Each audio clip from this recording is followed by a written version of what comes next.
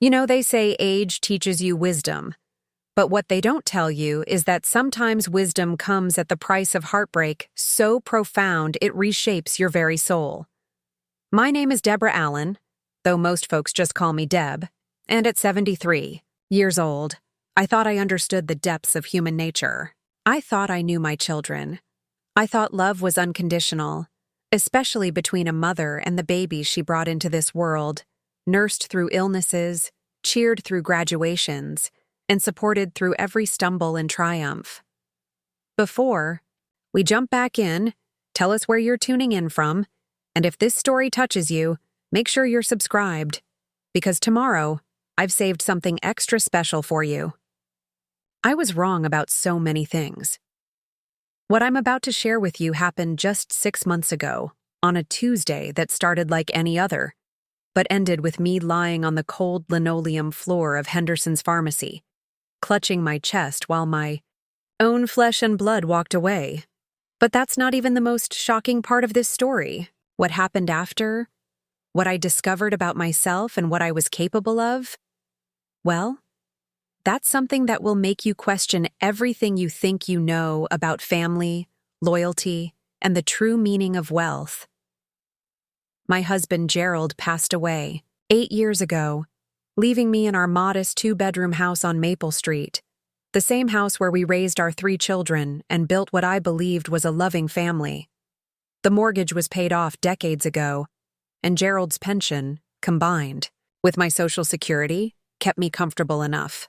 I drove a 15-year-old Honda Civic that still ran like a dream, shopped with coupons, and lived the quiet life of a widow who found contentment in simple pleasures, tending my small garden, reading library books, and Sunday dinners with my children and grandchildren. Or so they thought. My children, Michael, Patricia, and Susan, are all in their 40s now, with lives and problems of their own. Michael, my eldest at 48, works in middle management at an insurance company. He's been divorced twice and struggles to make his child support payments while maintaining his lifestyle of expensive suits and flashy cars he can't afford. Patricia, 45, married a man who treats her more like a business partner than a wife, and she's spent the last decade climbing the corporate ladder at a marketing firm, convinced that success means sacrificing everything else. Susan, my baby at 42, has bounced between jobs and relationships her entire adult life, always convinced that happiness is just one more career change or boyfriend away. They all live within 30 minutes of me, yet somehow their lives became too busy, too complicated, too important to include their mother in any meaningful way. Our conversations became perfunctory phone calls where they'd ask how I was doing without really listening to the answer, or brief visits where they'd glance at their phones more than they looked at me. But I told myself this was normal. This was how adult children lived their lives. They had their own families, their own responsibilities. I couldn't expect them to hover around their aging mother like I was some fragile antique that might break at any moment. The Tuesday that changed everything started with Patricia calling to ask if I could pick up her prescription at Henderson's pharmacy. She was swamped at work, she said, dealing with some crisis that absolutely couldn't wait.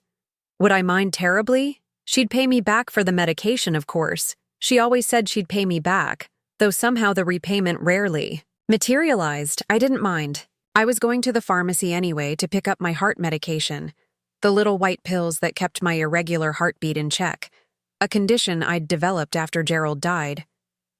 Stress-induced, the doctor said, though I never told my children about it. They had enough to worry about without adding their mother's health problems to their list. Susan was supposed to drive me that day. My eyesight isn't what it used to be, especially at night. And though I can still drive during the day, the children had insisted I shouldn't drive alone to medical appointments anymore.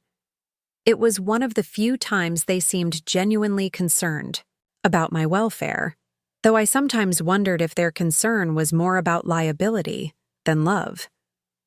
When Susan arrived at my house that Tuesday afternoon, she was already agitated. Her phone was pressed to her ear, and she was having what sounded like a heated discussion with her latest boyfriend, Derek, about some party they were supposed to attend that evening. She barely acknowledged me as I climbed into her car, just held up one finger to indicate I should wait while she finished her conversation. Michael met us at the pharmacy.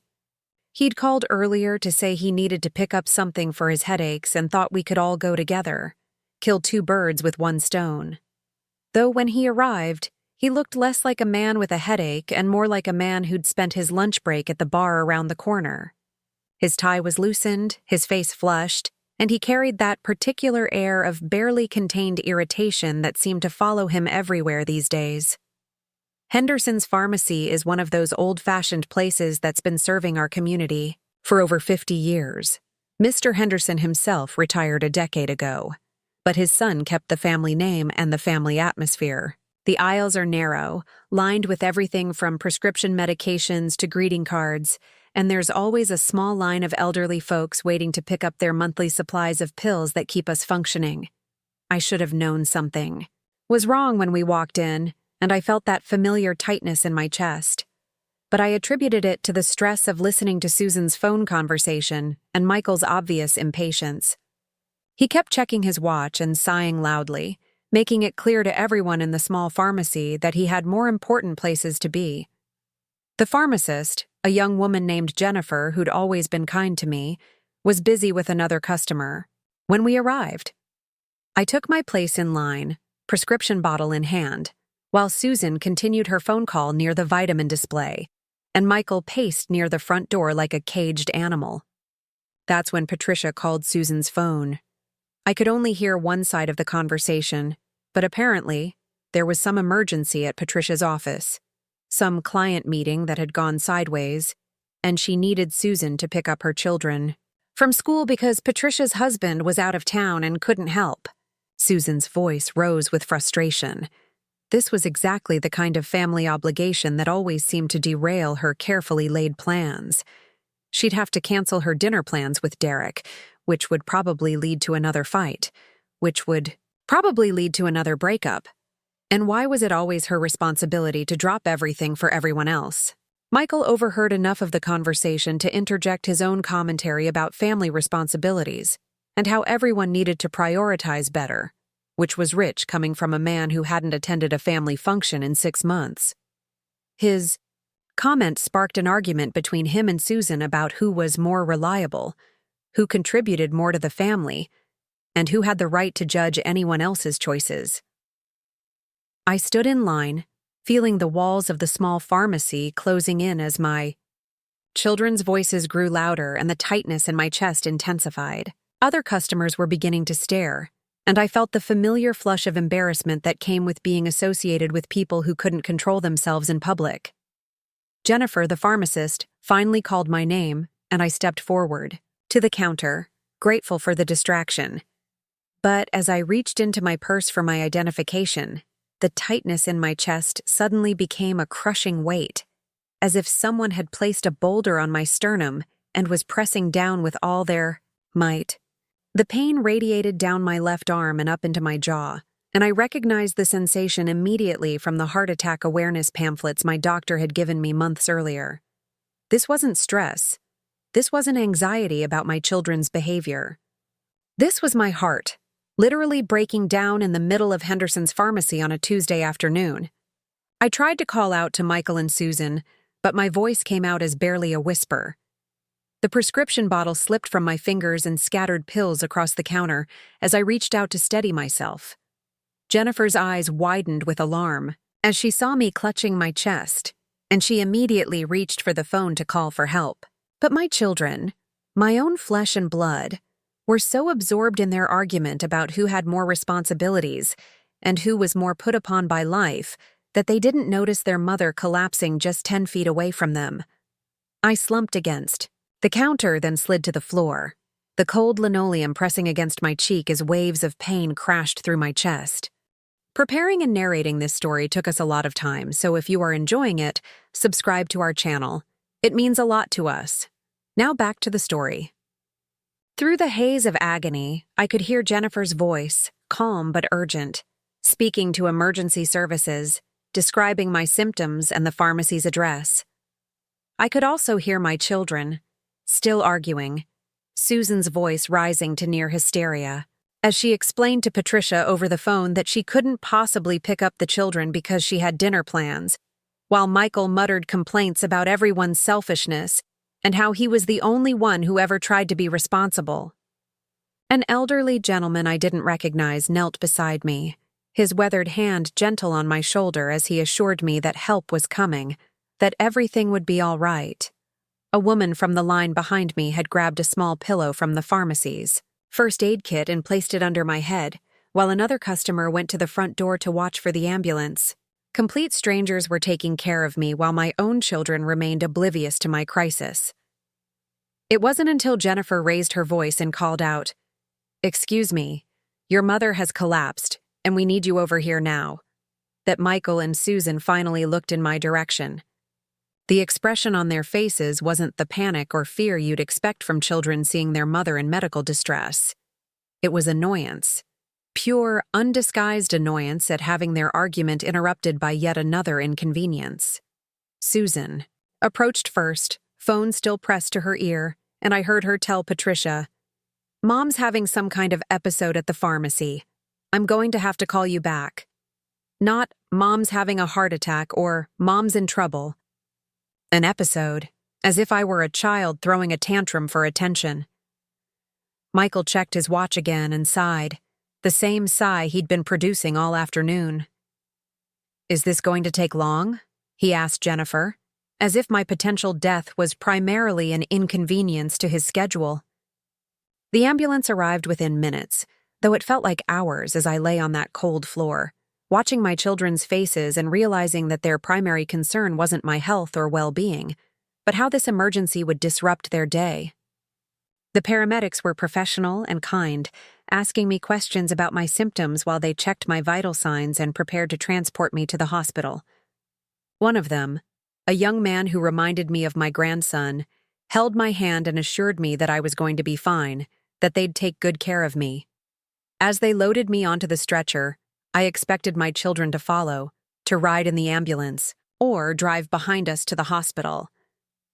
Instead, I heard Susan telling the paramedic that she had an urgent family matter to attend to, but would meet us at the hospital later.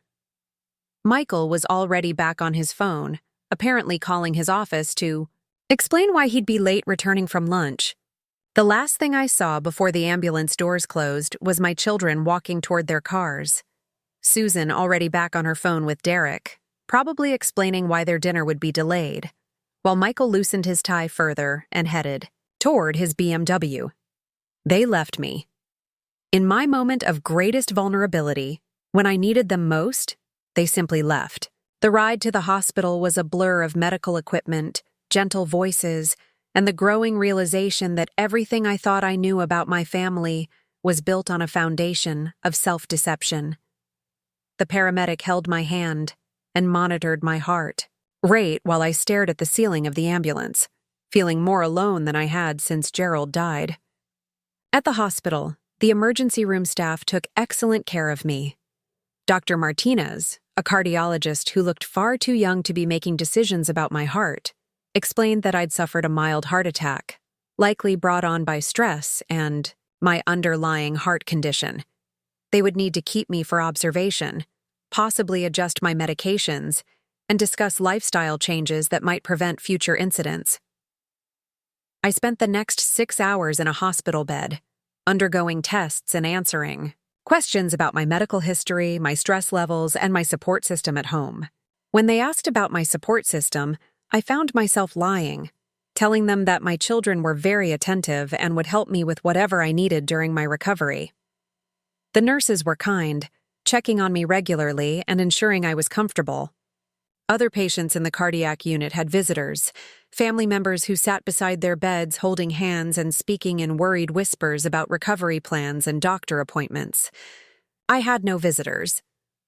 Susan called once around 7 o'clock to ask how I was feeling and to explain that she couldn't make it to the hospital because Derek had surprised her with dinner reservations at a restaurant they'd been trying to get into for months.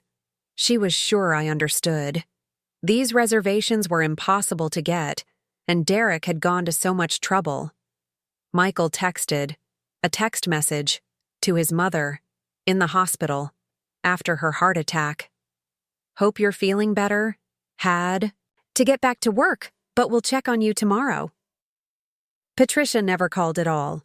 I was discharged the following morning with a new prescription, instructions for follow-up care, and a business card for a cardiac rehabilitation program.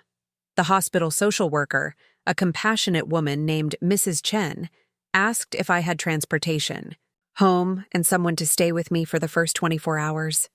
I called a taxi. When I arrived home on Wednesday afternoon, my house felt different somehow, as if seeing my children's true nature had changed the very atmosphere of the place where I'd raised them.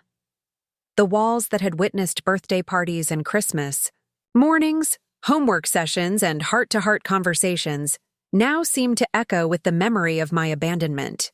I sat in Gerald's old recliner, the chair I'd been unable to give away after he died, and stared at the family photos that lined the mantel. Pictures of graduations and weddings, grandchildren's first steps, family vacations from years past when we all seemed genuinely happy to be together.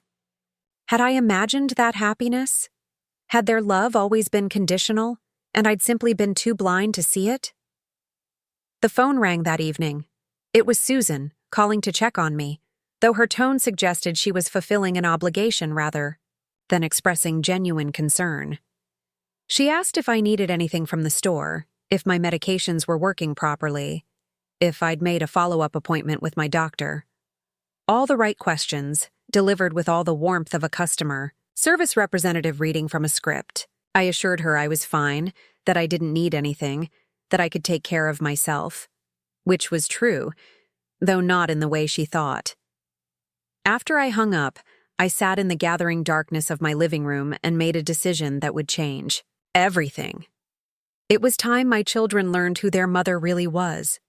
It was time they understood what they had lost when they walked away from me in that pharmacy. But first, I had some phone calls to make.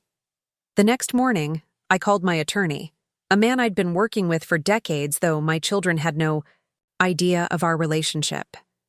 Harold Brennan had helped me manage my affairs since Gerald's death, though our professional relationship went back much further than that. Deborah? Harold's voice was warm with genuine concern when his secretary put me through. I heard about your incident at the pharmacy. How are you feeling? It shouldn't have surprised me that Harold knew about my heart attack. In a town our size, news travels fast, especially among the professional community. But it touched me that he cared enough to ask, that his concern felt real in a way my children's hadn't. I'm fine, Harold, I assured him. But I think it's time we implemented the plans we discussed last year. There was a pause on the other end of the line. Are you certain, Deborah? Once we set this in motion, there's no going back. I thought about my children's faces in the pharmacy, the annoyance when my collapse interrupted their argument, the way they'd walked to their cars while I was loaded into an ambulance. I'm certain, I said. Harold scheduled an appointment for the following week, which would give me time to prepare for what came next. I had arrangements to make, conversations to have, and a lifetime of assumptions to overturn. That evening, I called each of my children individually, not to discuss my health or ask for help, but to invite them to dinner the following Sunday. Family dinner, I said, like we used to have when they were children. I wanted to cook for them, to spend time together, to maybe start some new traditions now that I wasn't getting any younger. Michael accepted with the enthusiasm of someone agreeing to a root canal, asking if he could bring anything, and clearly hoping I'd say no so he wouldn't have to make an effort. Patricia seemed surprised by the invitation, but agreed, though she mentioned she might have to leave early if work called. Susan was the most enthusiastic, probably because Sunday dinner meant a free meal she wouldn't have to cook or pay for. As I hung up after the last call, I looked around my modest living room, at the simple furniture and discount store decorations that had defined my life for the past 8 years. My children saw poverty when they looked at my life, or at best, careful frugality. They saw a woman who needed their help, who depended on their occasional generosity, who should be grateful for whatever attention they chose to spare. They had no idea what I was actually worth. They had no idea what they'd lost when they walked away from me in that pharmacy. But they were about to find out. The weekend passed quietly. I spent Saturday preparing for Sunday dinner, shopping for ingredients, and planning a menu of my children's favorite dishes from their childhood. Pot roast with carrots and potatoes for Michael, green bean casserole for Patricia, and chocolate cake for Susan. The kind of meal that used to bring us together around the dining room table, when conversation flowed easily and laughter filled the house. I wondered if we'd ever have that kind of evening again, or if too much damage had been done.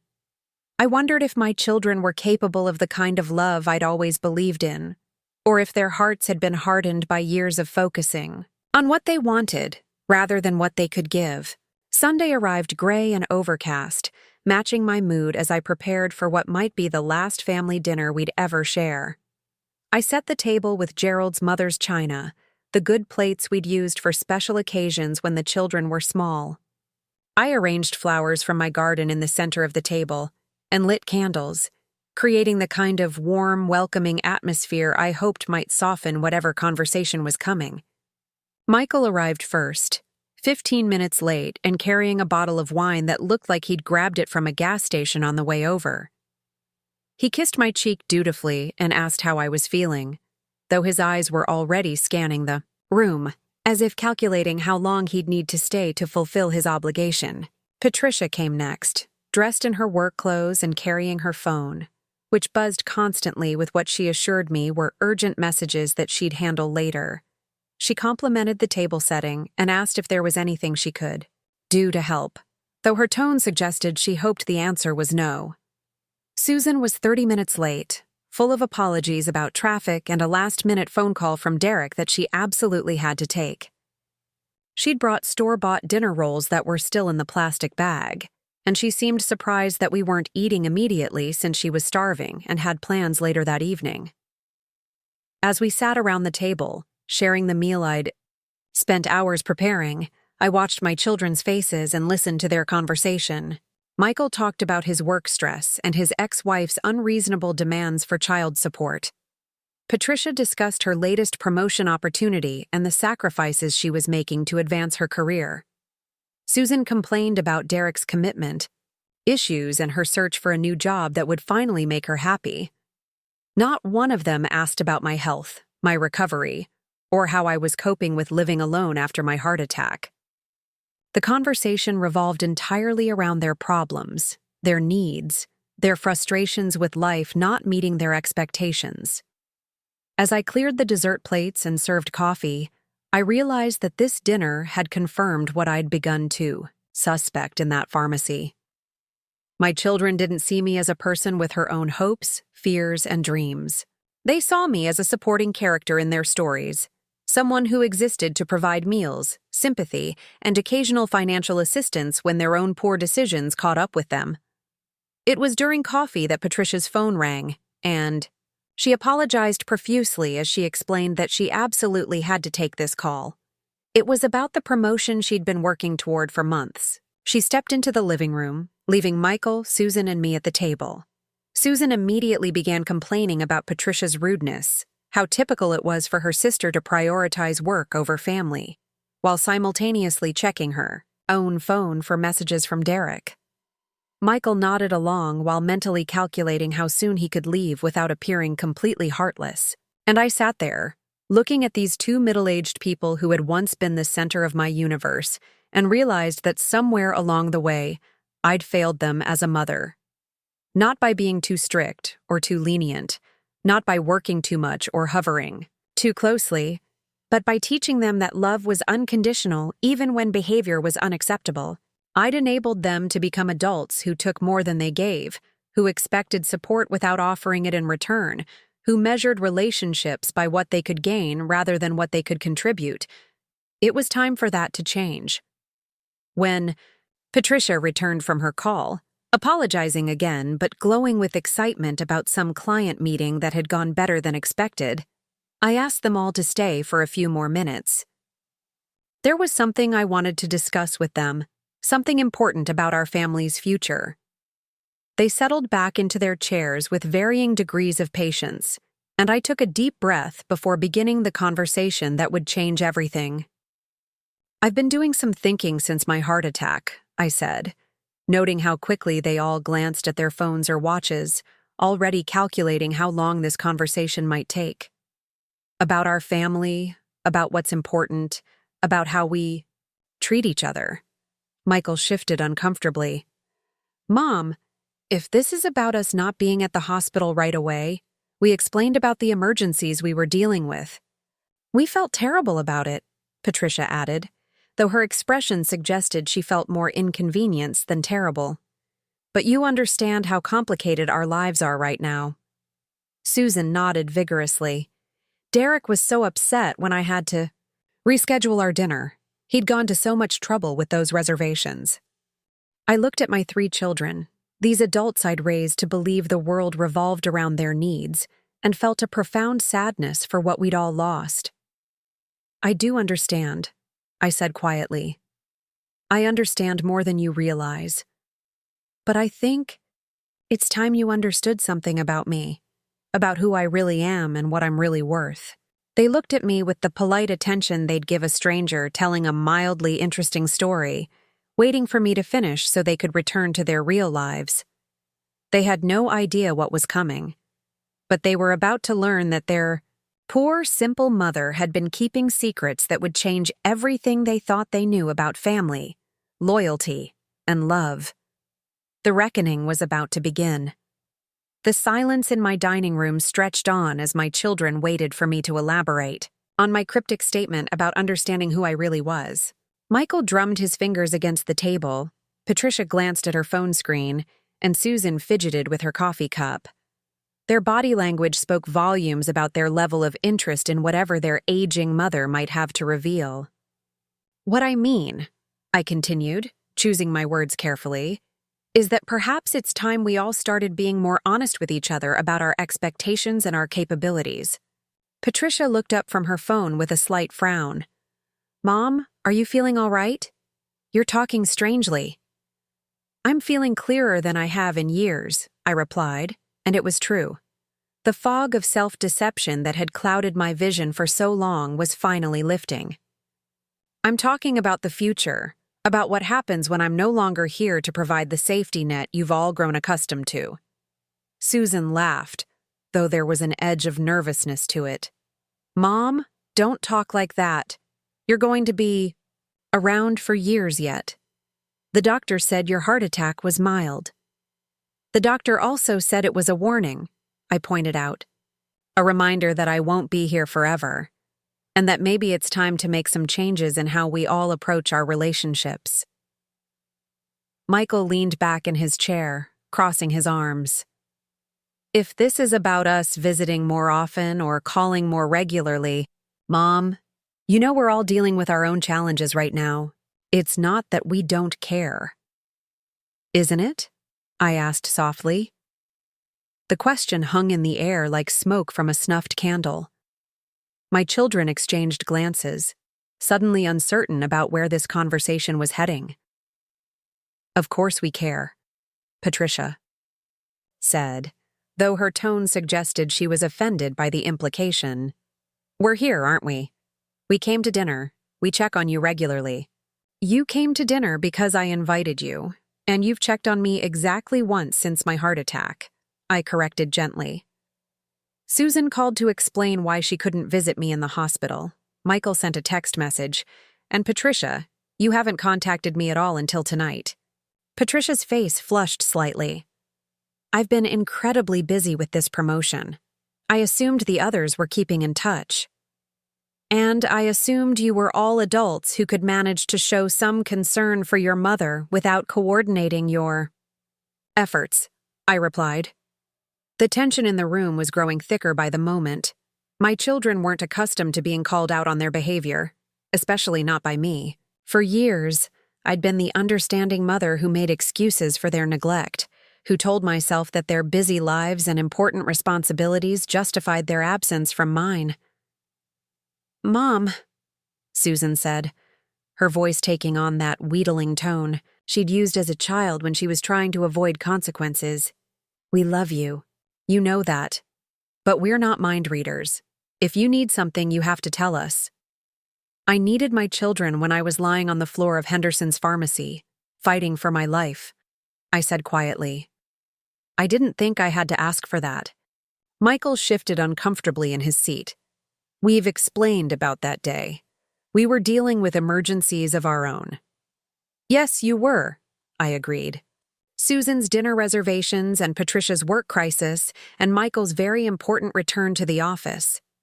All more pressing than their mother's heart attack. That's not fair, Patricia protested. You're making it sound worse than it was. Am I? I asked. Tell me, Patricia, what would have happened if it had been your husband who collapsed at that pharmacy? Would you have left him to attend a work meeting?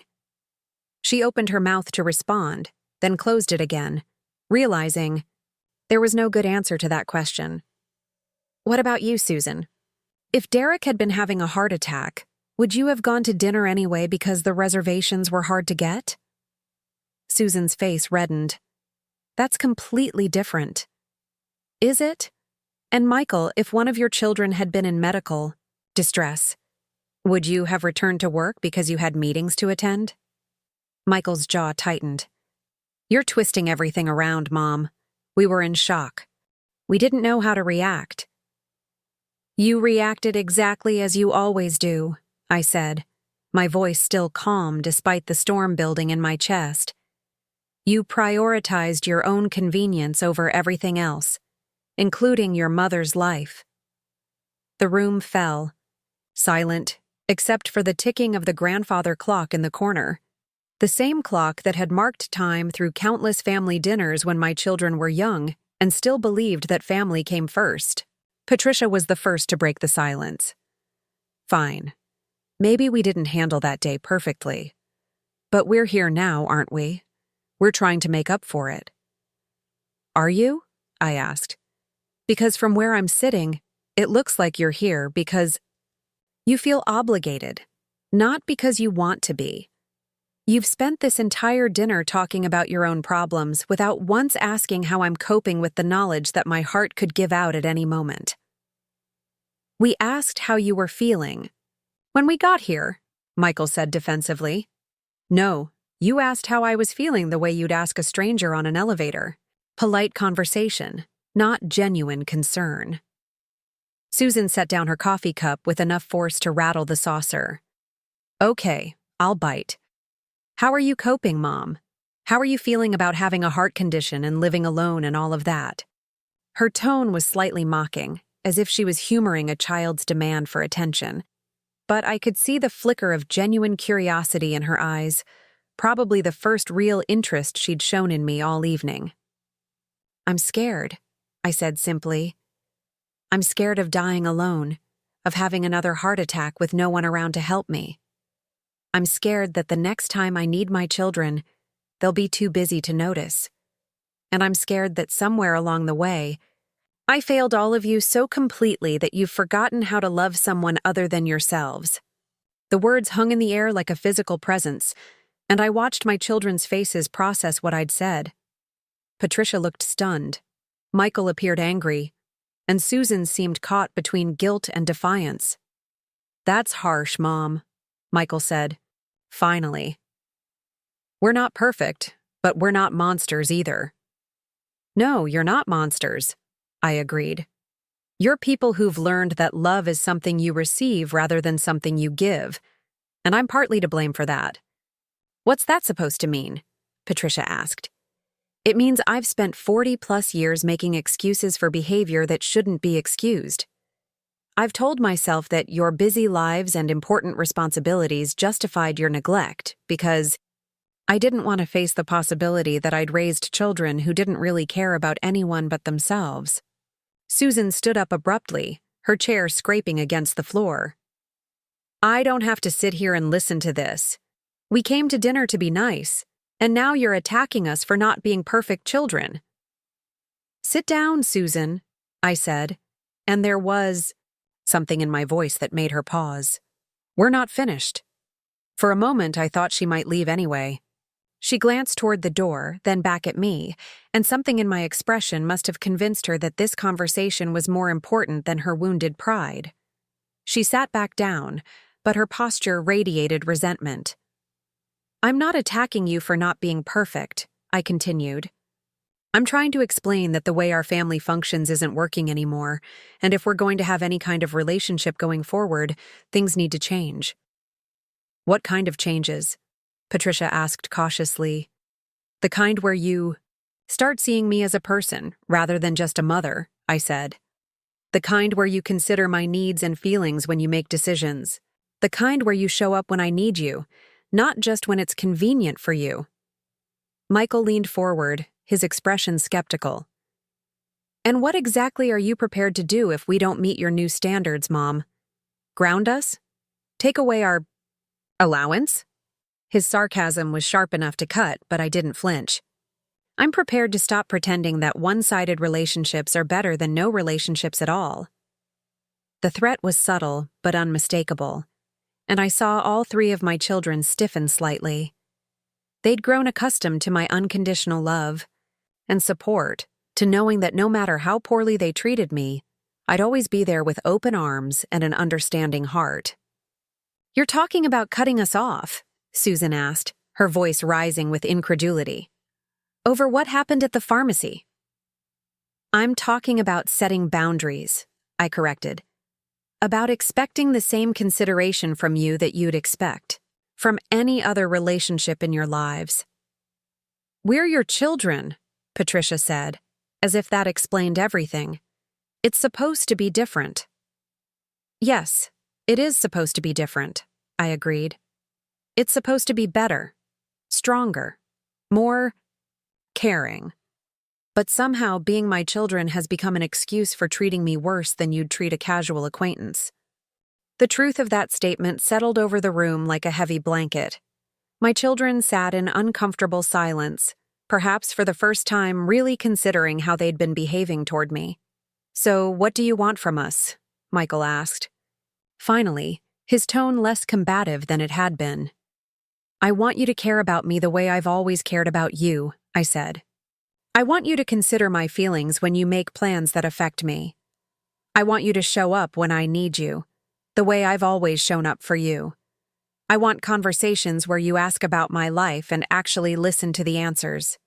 We can do that," Susan said quickly, though her eagerness seemed more about ending this uncomfortable conversation than genuine commitment to change. "Can you?" I asked. "Because I've been hearing promises like that for years, and somehow things never actually change." Patricia's phone buzzed, and she glanced at it automatically before catching herself and putting it face down on the table. "Sorry. Old habit." "That's exactly what I'm talking about," I said. "Your phone buzzed, and your first instinct was to check it, even in the middle of this conversation about putting family first."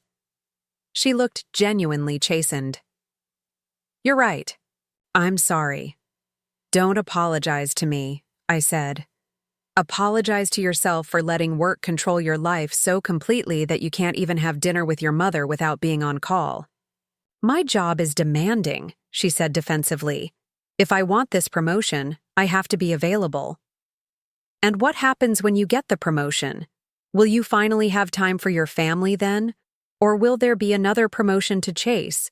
Another level of success that requires sacrificing everything else?" Patricia didn't answer, but I could see the question had hit home.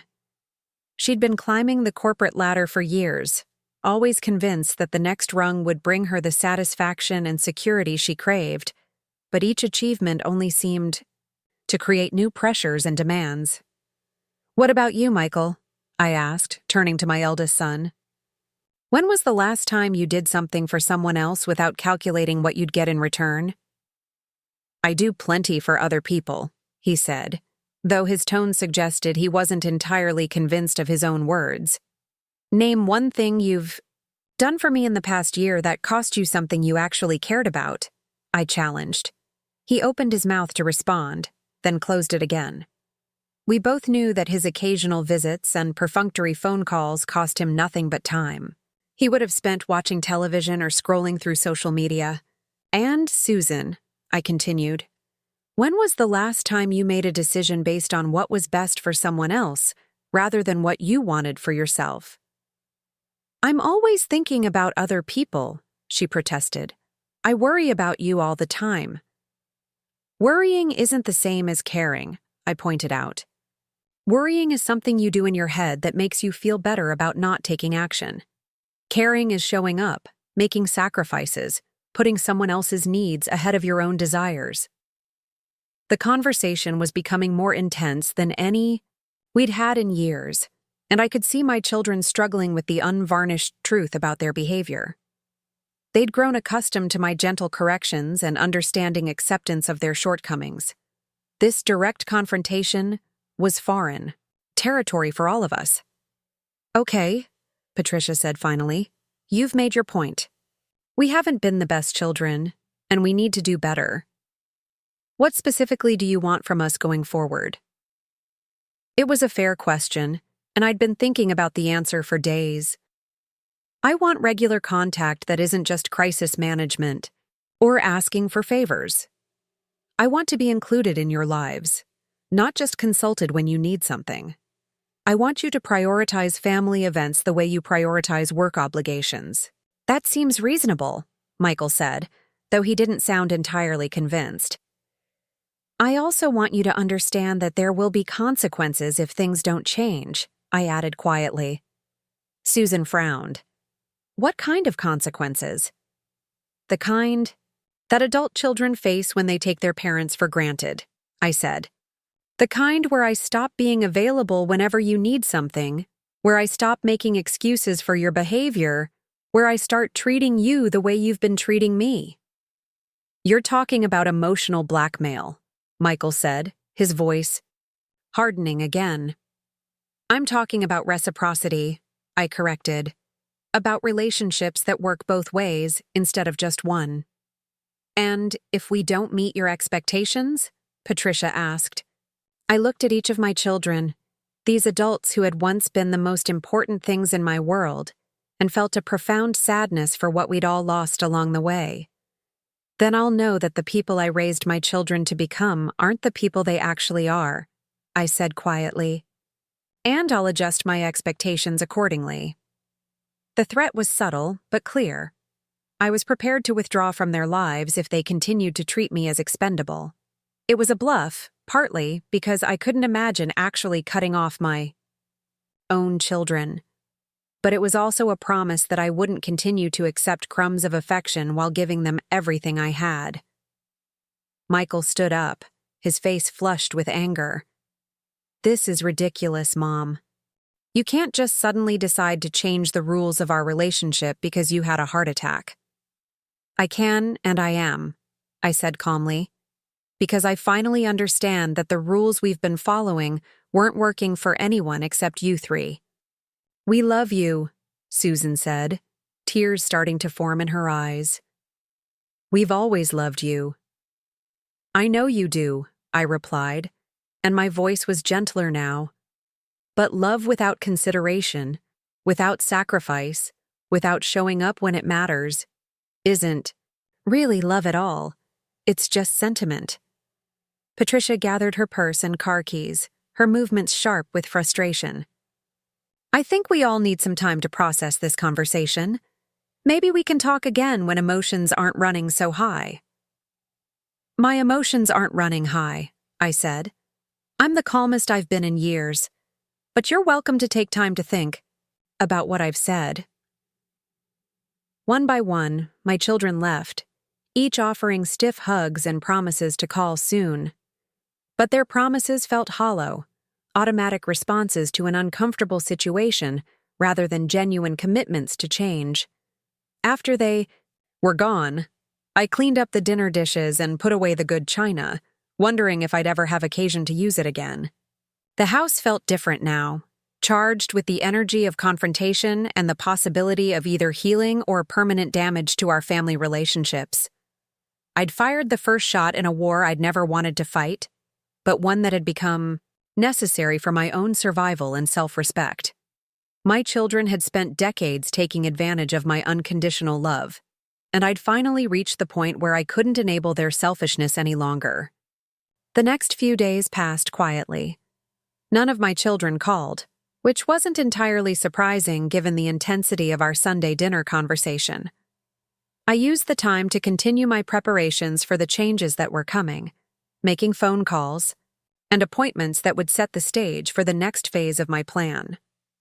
Harold Brennan, my attorney, met with me at his office on Wednesday morning. His office was elegant but not ostentatious, with leather-bound law books lining the walls and a view of the town square from his corner window. We'd been working together for so long that he'd become more than just my legal counsel. He was one of the few people who knew the truth about my financial situation. "How did your family dinner go?" he asked as his secretary brought us coffee and closed the door behind her. "About as well as expected," I said. "They're not happy about the new boundaries I'm setting, but they're not ready to dismiss me entirely yet." Harold nodded knowingly. "And are you still committed to moving forward with our plan?" I thought about my children's faces at the dinner table, their obvious resentment at being held accountable for their behavior, their assumption that I would continue to accept whatever scraps of attention they chose to offer. "More committed than ever," I said. Harold opened a thick file folder that contained documents I'd been working on for months, legal instruments that would reshape my children's understanding of who their mother really was and what she was capable of. "The charitable foundation paperwork is complete," he said, spreading several documents across his desk. "Your assets have been transferred as requested, and the foundation is now fully operational. The board of directors is in place, and they're eager to begin distributing funds to organizations that support elderly care and abandonment prevention." I reviewed the documents, my heart swelling with pride at what I'd accomplished. The Deborah Allen Foundation for Elder Care would provide assistance to elderly individuals who'd been abandoned by their families, funding everything from medical care to companionship services to legal advocacy. "The press release is ready to go out whenever you give the word," Harold continued, "though I want to make sure you're prepared for the attention this will bring. A charitable foundation with this level of funding will attract significant media interest." "I'm prepared," I said, though the thought of public attention made me nervous. It's time the community knew that there are resources available for elderly people whose families have failed them. Harold handed me another set of documents. "These are the letters we discussed, to be delivered to your children simultaneously next week. They explain the situation in clear terms and outline the conditions under which they might be considered for inclusion in your estate planning going forward." I read through the letters, each one personalized for the specific child it was intended for, but all containing the same basic message. Their mother was not the poor, dependent woman they'd believed her to be, and their treatment of her had consequences they were only beginning to understand. "Are you sure about this approach, Deborah?" Harold asked gently. "Once these letters are delivered and the news about the foundation breaks, there's no going back. Your relationship with your children will be permanently altered." I thought about the question seriously. Was I sure I wanted to blow up the comfortable illusion that had governed our family relationships for so many years? Was I prepared for the anger, the accusations, the possible permanent estrangement that might result from my actions? "Harold," I said finally, "for the past 8 years since Gerald died, I've been living a lie. I've pretended to be a poor widow dependent on her children's occasional charity, while actually being in a position to help them in ways they can't imagine. I've watched them struggle with financial problems I could solve with a phone call, career challenges I could address with a recommendation, personal crises I could ease with resources they don't know I possess." "You were protecting them," Harold said, "ensuring they learned to be self-sufficient." "I was protecting myself," I corrected, "from the possibility that they might love my money more than they love me. But it turns out they don't really love me at all. So what was the point of the deception?" Harold was quiet for a moment, understanding the pain behind my words. "They do love you, Deborah. They just don't know how to show it properly. Then maybe it's time they learned, I said. Because the current situation isn't sustainable. I can't continue to pretend to be helpless while watching them treat me like a burden. And they can't continue to take me for granted while remaining ignorant of what they're throwing away. We spent the next hour reviewing the timeline for what Harold had started calling Operation Revelation, though I preferred to think of it as Operation Reality Check. The letters would be delivered on Monday, giving my children the weekend to process the information. The press release about the foundation would go out on Tuesday, ensuring that the entire community would know about my philanthropic activities. And by Wednesday, the full scope of my wealth and influence would be public knowledge, forcing my children to confront the truth about who their mother really was. "What do you expect their reaction to be?" Harold asked as we concluded our meeting. "Shock, anger, probably accusations that I've been manipulating them," I said. "They'll be furious that I've kept secrets from them, and they'll be terrified that they've lost access to an inheritance they didn't know existed. And then we'll see who they really are," I said. "We'll see if they're capable of genuine love and respect, or if they're just gold diggers who've been too incompetent to dig for the right gold." Harold chuckled despite himself. "You've certainly developed a harder edge since your heart attack." "I've developed clarity," I corrected. "For the first time in years, I can see my situation clearly, without the fog of wishful thinking and maternal guilt that's been clouding my judgment." I left Harold's office feeling more determined than ever to follow through with my plan. The legal mechanisms were in place, the financial arrangements were complete, and all that remained was to set events in motion and see how my children responded to the truth about their mother. The rest of the week passed slowly. My children maintained their silence, presumably still processing our difficult dinner conversation and deciding how to respond to my new expectations. I used the quiet time to prepare for the storm that was coming, making sure my own affairs were in order and my emotional defenses were strong enough to withstand whatever reactions my revelations might provoke.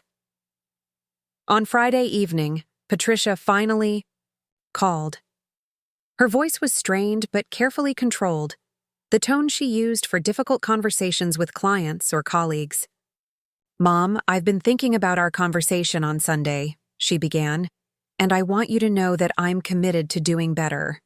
I know I haven't been the most attentive daughter, and I want to change that." "I'm glad to hear that," I said, though I wondered if her motivation was genuine concern or simply a desire to return to the comfortable status quo. "I was thinking we could have lunch this weekend," she continued.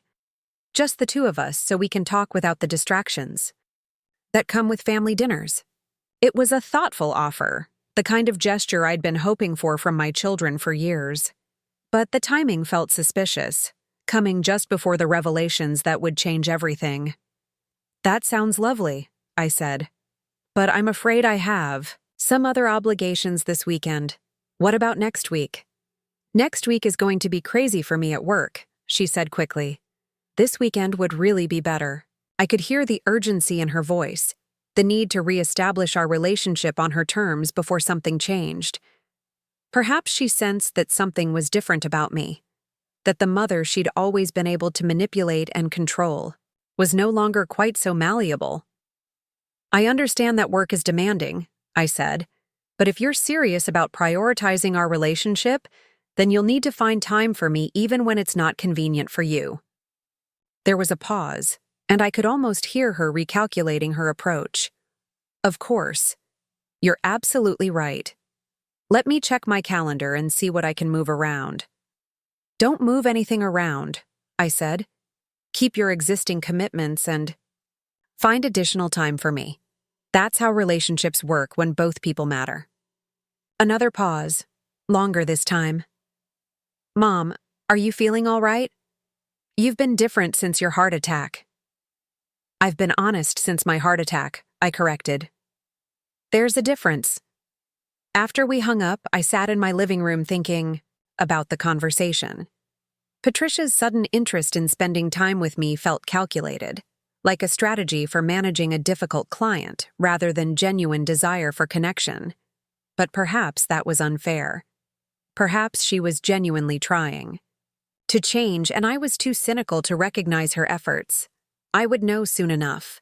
By the end of the following week, all pretenses would be stripped away, and we would all see clearly who we really were and what we actually meant to each other.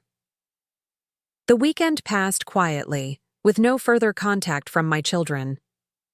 I spent Saturday working in my garden, tending to the roses Gerald had planted years ago, and thinking about the life we'd built together in this house. He'd been gone for 8 years, but I could still feel his presence in the rooms we'd shared, still hear his voice offering the practical wisdom that had guided so many of our decisions. What would Gerald think of what I was about to do? Would he approve of my plan to shake up our children's comfortable assumptions, or would he counsel patience and understanding? I thought he would support me. Gerald had never been one to enable bad behavior, even from people he loved. He'd believed in natural consequences and honest communication, values that had somehow gotten lost in my desperate desire to maintain family harmony after his death. On Sunday, I attended church for the first time in months. I'd been avoiding services since my heart attack, partly because of my reduced energy levels, but mostly because I wasn't ready to face the well-meaning questions and sympathy of the congregation. But that morning, I felt the need for spiritual grounding before the events of the coming week. Reverend Matthews approached me after the service, his weathered face creased with genuine concern.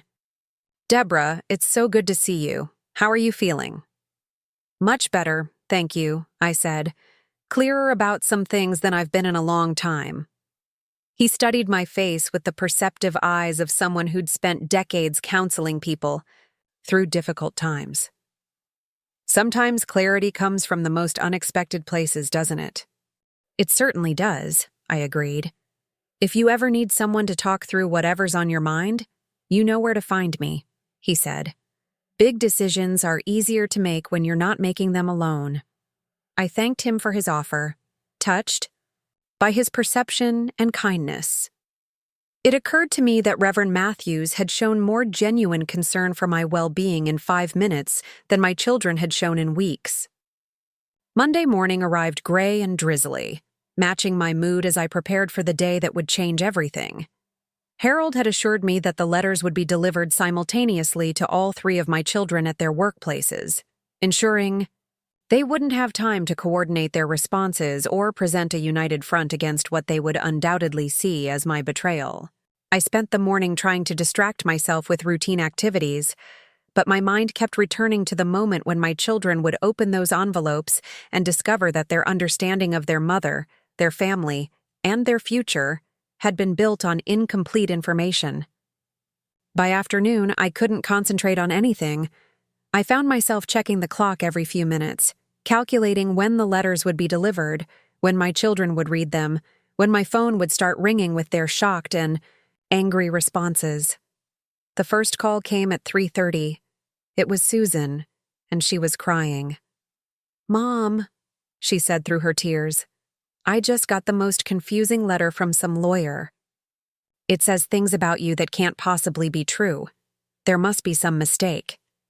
"There's no mistake, Susan," I said gently. "Everything in that letter is accurate." "But it says you're worth millions of dollars," she sobbed. "It says you've been giving money to charity while letting us struggle with our problems. It says you've been lying to us for years." "I haven't been lying," I said. "I simply haven't told you everything about my financial situation." "That's the same thing," she cried. "How could you let me worry about paying my rent when you had millions of dollars? How could you watch Michael struggle with child support payments when you could have helped him?" Because helping you financially wouldn't have helped you become better people," I said. "And because I wanted to know that you loved me for who I was, not for what I could give you." "That's twisted, Mom. That's really twisted." "Is it more twisted than abandoning your mother during a heart attack because you had dinner plans?" Susan fell silent, and I could hear her crying softly on the other end of the line. The letter says that if we want to be considered for your inheritance, we have to meet certain conditions, she said finally. What kind of conditions? The kind that demonstrate genuine care and respect, I said. The kind that show me you're capable of loving someone other than yourselves. And if we don't meet your conditions, then you'll continue to live your lives the way you always have, just without the expectation that I'll be there to provide a safety net you never appreciated anyway. After Susan hung up, still crying, I sat in my kitchen and waited for the other calls. Patricia called an hour later, her voice tight with controlled fury. Mother, I just received a very disturbing letter from Harold Brennan. I'm hoping you can explain to me why your attorney is sending threatening communications to your children. I can explain it very simply, I said.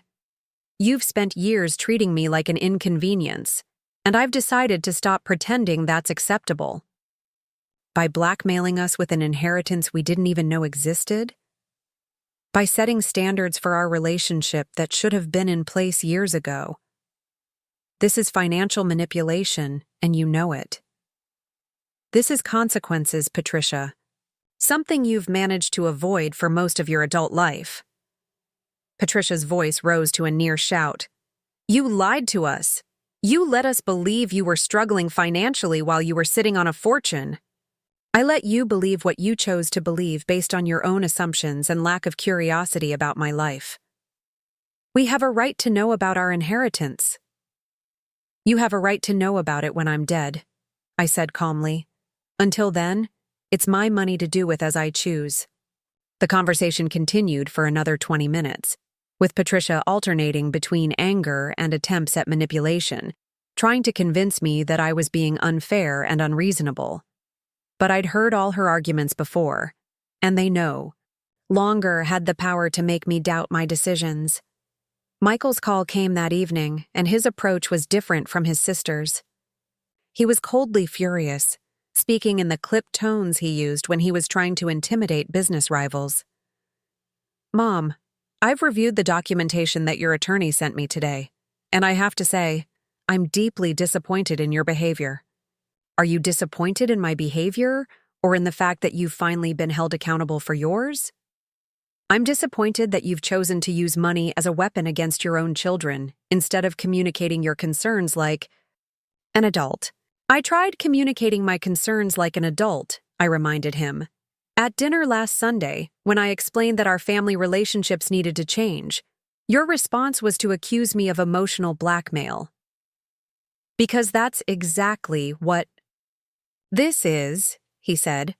You're using the promise of money to control our behavior.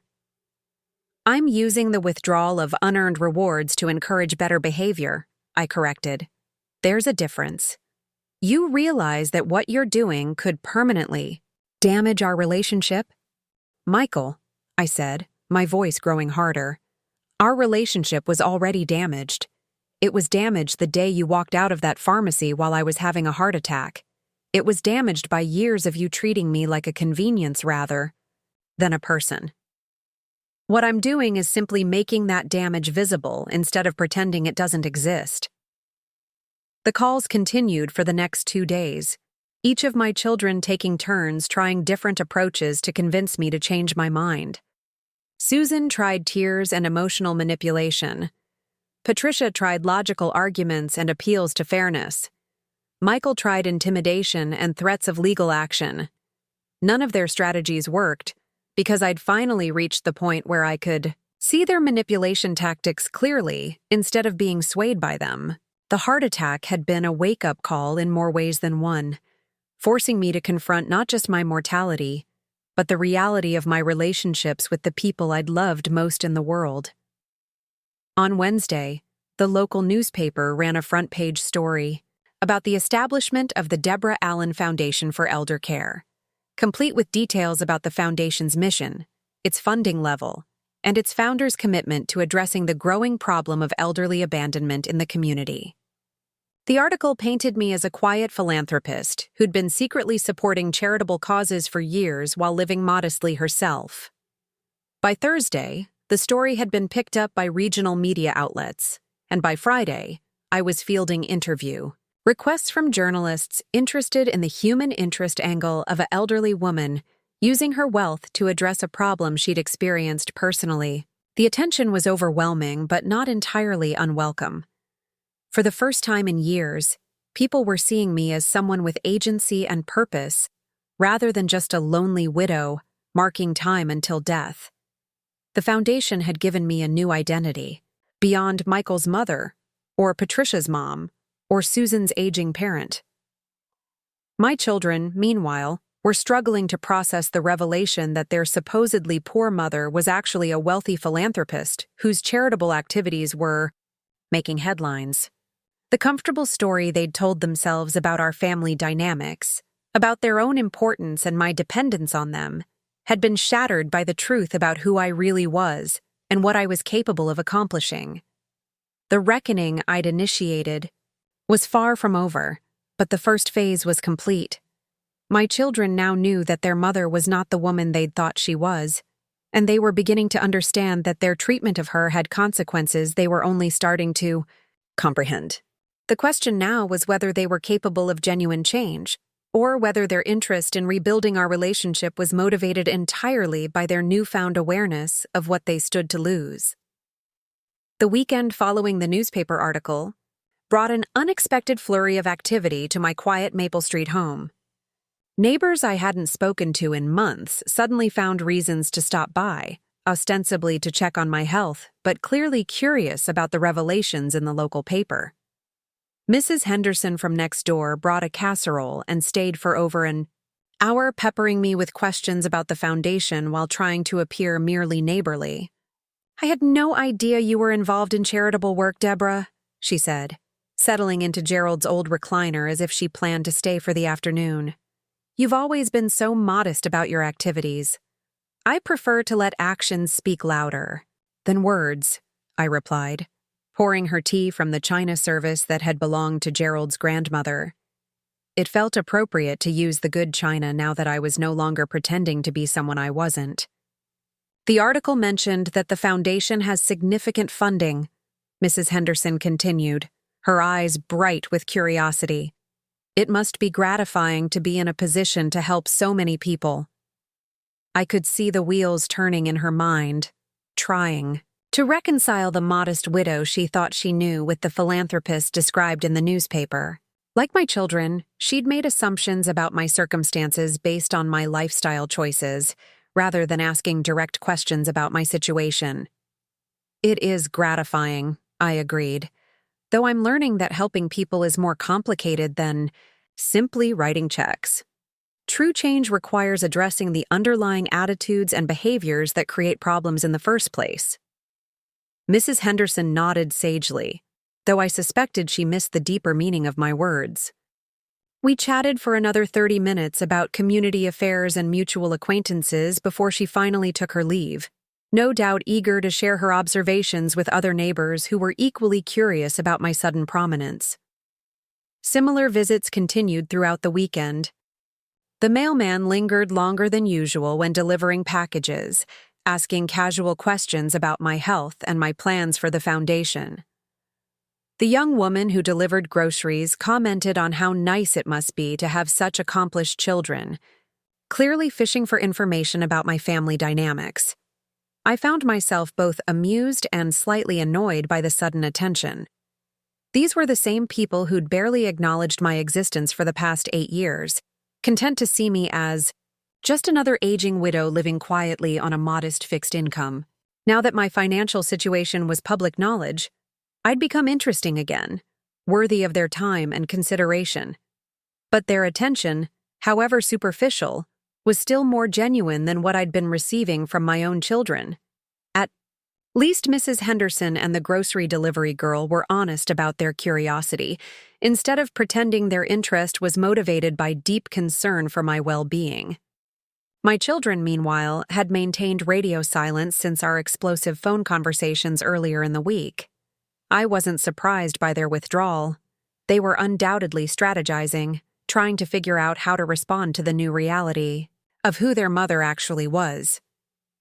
The comfortable dynamic where they could take me for granted while making minimal effort to maintain our relationship had been permanently disrupted, and they were struggling to find their footing in this unfamiliar territory.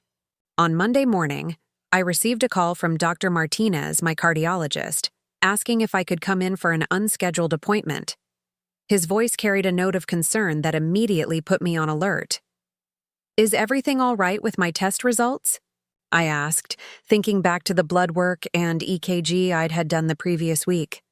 "Your medical results are fine," he assured me. "But I've been reading about your foundation in the newspaper, and I wanted to discuss how this new level of activity might affect your recovery and ongoing heart health." I scheduled the appointment for that afternoon, curious about what Dr. Martinez wanted to discuss. He was a thorough physician who'd been monitoring my heart condition carefully since my attack, and his concern suggested that he understood something about my situation that others might have missed. His office was busy as always, filled with elderly patients dealing with various cardiac issues. As I sat in the waiting room, I observed the other patients and their family members, noting how some children hovered attentively over their aging parents, while others scrolled through their phones, clearly present only out of obligation. An elderly gentleman across from me was accompanied by a woman about Patricia's age, who listened carefully as he described his symptoms and asked thoughtful questions about his medications. Their interaction was warm and respectful, the kind of relationship I'd always hoped to have with my own children. "Mrs. Allen?" A nurse called my name, interrupting my observations. I followed her down the familiar hallway to Dr. Martinez's office, where he greeted me with the same professional warmth he'd shown since becoming my physician. "I wanted to talk with you about the stress factors in your life," he began, settling behind his desk with my chart open in front of him. "When we discussed your heart attack, you mentioned that stress was a significant contributing factor, but you were reluctant to discuss the specific sources of that stress." "Family issues," I said simply. "Yes, and now I'm reading in the newspaper about your philanthropic activities and wondering if you've been dealing with more complexity in your life than you initially let on." Dr. Martinez had always struck me as particularly perceptive, but his insight into my situation was deeper than I'd expected. "You're wondering if I've been managing financial stress along with family stress? I'm wondering if you've been managing the stress of maintaining a public persona that doesn't match your private reality," he said gently. "That kind of psychological burden can be enormous, especially for someone dealing with grief and family difficulties."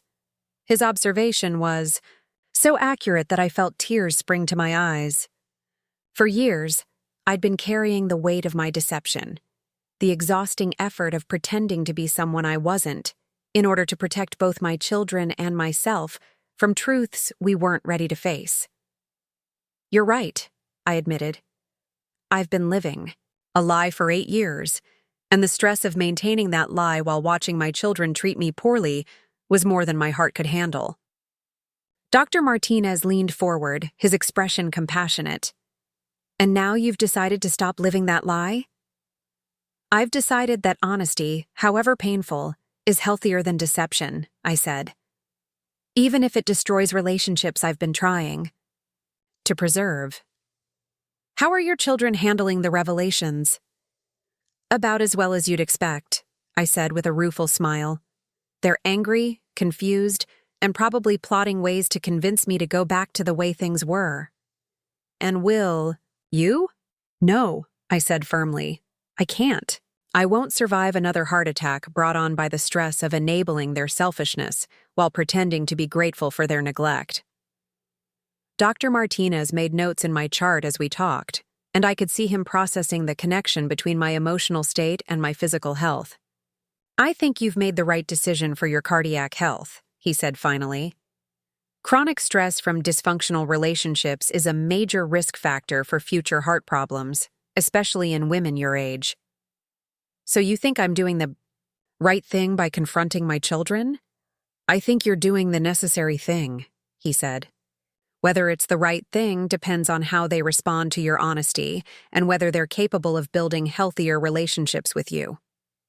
As I left Dr. Martinez's office, I felt validated in my decision to stop living a lie, even if that decision had painful consequences. My physician understood what my children didn't, that maintaining artificial harmony was literally killing me, and that real change required disrupting comfortable patterns even when that disruption was uncomfortable for everyone involved. Tuesday brought the first attempt at reconciliation from my children. Patricia called to invite me to lunch, her voice carefully neutral as if she were scheduling a business meeting rather than reaching out to her mother. "I think we need to clear the air," she said. "There are obviously some misunderstandings that need to be addressed." "I don't think there are any misunderstandings," I replied. "I think there are some uncomfortable truths that need to be acknowledged." "Well, regardless of how we characterize the situation, I think we should talk face to face. Are you free for lunch on Thursday?" I considered her invitation, trying to gauge whether her motivation was genuine desire for reconciliation or simply damage control. Her formal tone suggested the latter, but I was willing to give her the benefit of the doubt. "That would be fine," I said. "Where would you like to meet?" "How about that little cafe downtown, the one with the outdoor seating?" I agreed to meet her at the Garden Cafe, a charming restaurant that had opened a few years earlier in a converted Victorian house. It was the kind of place where business people conducted important conversations, neutral territory that wouldn't favor either of us. Wednesday evening, Susan called with a similar invitation, though her approach was more emotional than Patricia's had been. "Mom, I've been thinking about everything that's happened, and I feel terrible about how I've been treating you," she said, her voice thick with what sounded like genuine remorse. "I want to make things right between us." "I'm glad to hear that," I said, though I remained cautious about her sudden change of heart. "Could we have dinner this weekend? Just the two of us so we can really talk without any distractions?" "I'm having lunch with Patricia on Thursday," I said. "Why don't we schedule something for early next week?" "Next week might be difficult," Susan said quickly. "Derek and I are having some issues, and I might need to focus on sorting those out." It was typical Susan, prioritizing her romantic drama over family relationships even while claiming she wanted to repair our relationship. But I'd learned not to expect consistency from any of my children. "Then we'll schedule something when you're ready to prioritize our conversation," I said simply. Thursday's lunch with Patricia was as awkward as I'd expected. She arrived at the Garden Cafe dressed in her most professional outfit, as if she were meeting with a difficult client rather than her mother. We were seated at a corner table with a view of the small garden that gave the restaurant its name, surrounded by other diners conducting their own serious conversations. "You look well, Mom," Patricia said as we settled into our seats. "The stress of recent events doesn't seem to have affected your health." "Actually, I'm feeling better than I have in years," I said honestly. "There's something liberating about not having to pretend anymore." Patricia's smile was strained. "About that, I think there may have been some communication problems that led to unnecessary drama." "Such as?" "Such as the fact that you never told us about your financial situation. If we'd known you were comfortable, we might have approached our relationship differently." I studied my daughter's face, noting the careful way she'd phrased her response. "How would you have approached it differently?" "Well, we wouldn't have worried about being a financial burden on you, for one thing. We would have known that you could afford to maintain your independence without our help." "Patricia, in the 8 years since your father died, how many times have you offered me financial help?" She shifted uncomfortably in her seat. "That's not the point." "It's exactly the point. You never offered help because you never thought I needed it, but you also never showed interest in whether I might need it. Your concern about being a burden was purely theoretical." "That's not fair," she protested. "We've always been willing to help if you'd asked." "Have you?" Because when I mentioned that my medications were expensive, you suggested I talk to my doctor about generic alternatives. When I said my car was having problems, you recommended a mechanic instead of offering to help with repairs. When I complained about the cost of home maintenance, you suggested I downsize to a smaller place. Patricia's face flushed slightly. Those were practical suggestions. Those were ways of avoiding responsibility while appearing helpful, I corrected. Just like your sudden interest in our relationship is a way of managing the situation rather than genuinely addressing the problems between us. We ordered our meals in tense silence, both of us recognizing that this conversation wasn't going according to Patricia's plan. She'd clearly expected to smooth things over with reasonable explanations and practical solutions, but I wasn't interested in returning to our previous dynamic. "Mom," she said finally, "I understand that you're upset about our behavior, and I'm willing to admit that we haven't been perfect children. But using your inheritance as leverage to force us to change seems manipulative." "What inheritance are you referring to?" I asked. "Your estate. The money you'll leave behind when you die." "Patricia, you have no inheritance," I said quietly. "Everything I have is either going to charity now or will go to charity when I die." Her fork clattered against her plate. "What do you mean everything is going to charity?" "I mean exactly what I said. I've donated most of my assets to the foundation, and the remainder will follow when I'm gone. There is no inheritance for you or your siblings to fight over." "But the lawyer's letter mentioned conditions for being included in your estate planning." "The conditions relate to whether I'll consider providing financial assistance while I'm alive, not after I'm dead," I explained. "Whether I help you with your current problems depends on whether you can demonstrate that you value me as a person, rather than just as a potential source of money." Patricia stared at me in stunned silence, clearly trying to process this information. "You've given away our inheritance to strangers?" "I've given away my money to causes I care about," I corrected. "It was never your inheritance. It was my money to do with as I chose." "But we're your children," she said, her voice rising slightly. "We should inherit your estate." "Why? Because you happen to share my DNA? Because you've been such loving, attentive children that you've earned the right to profit from my death?" Patricia's composure was beginning to crack, revealing the anger and entitlement beneath her professional facade. "Because that's how families work. Parents leave their money to their children." "Parents who have loving relationships with their children sometimes choose to leave them money," I said. "Parents whose children abandon them during heart attacks might make different choices." "You're punishing us forever for one bad day?" "I'm responding to a pattern of behavior that spans years, not one incident," I said. The pharmacy was just the moment when I finally saw that pattern clearly. We finished our meal in uncomfortable silence, Patricia clearly struggling to accept that her assumptions about her future financial security had been completely wrong. As we prepared to leave, she made one final attempt to salvage the situation. "If we change, if we become the children you want us to be, would you reconsider your estate planning?" "Patricia, if you become the children I raised you to be, you won't need my money," I said.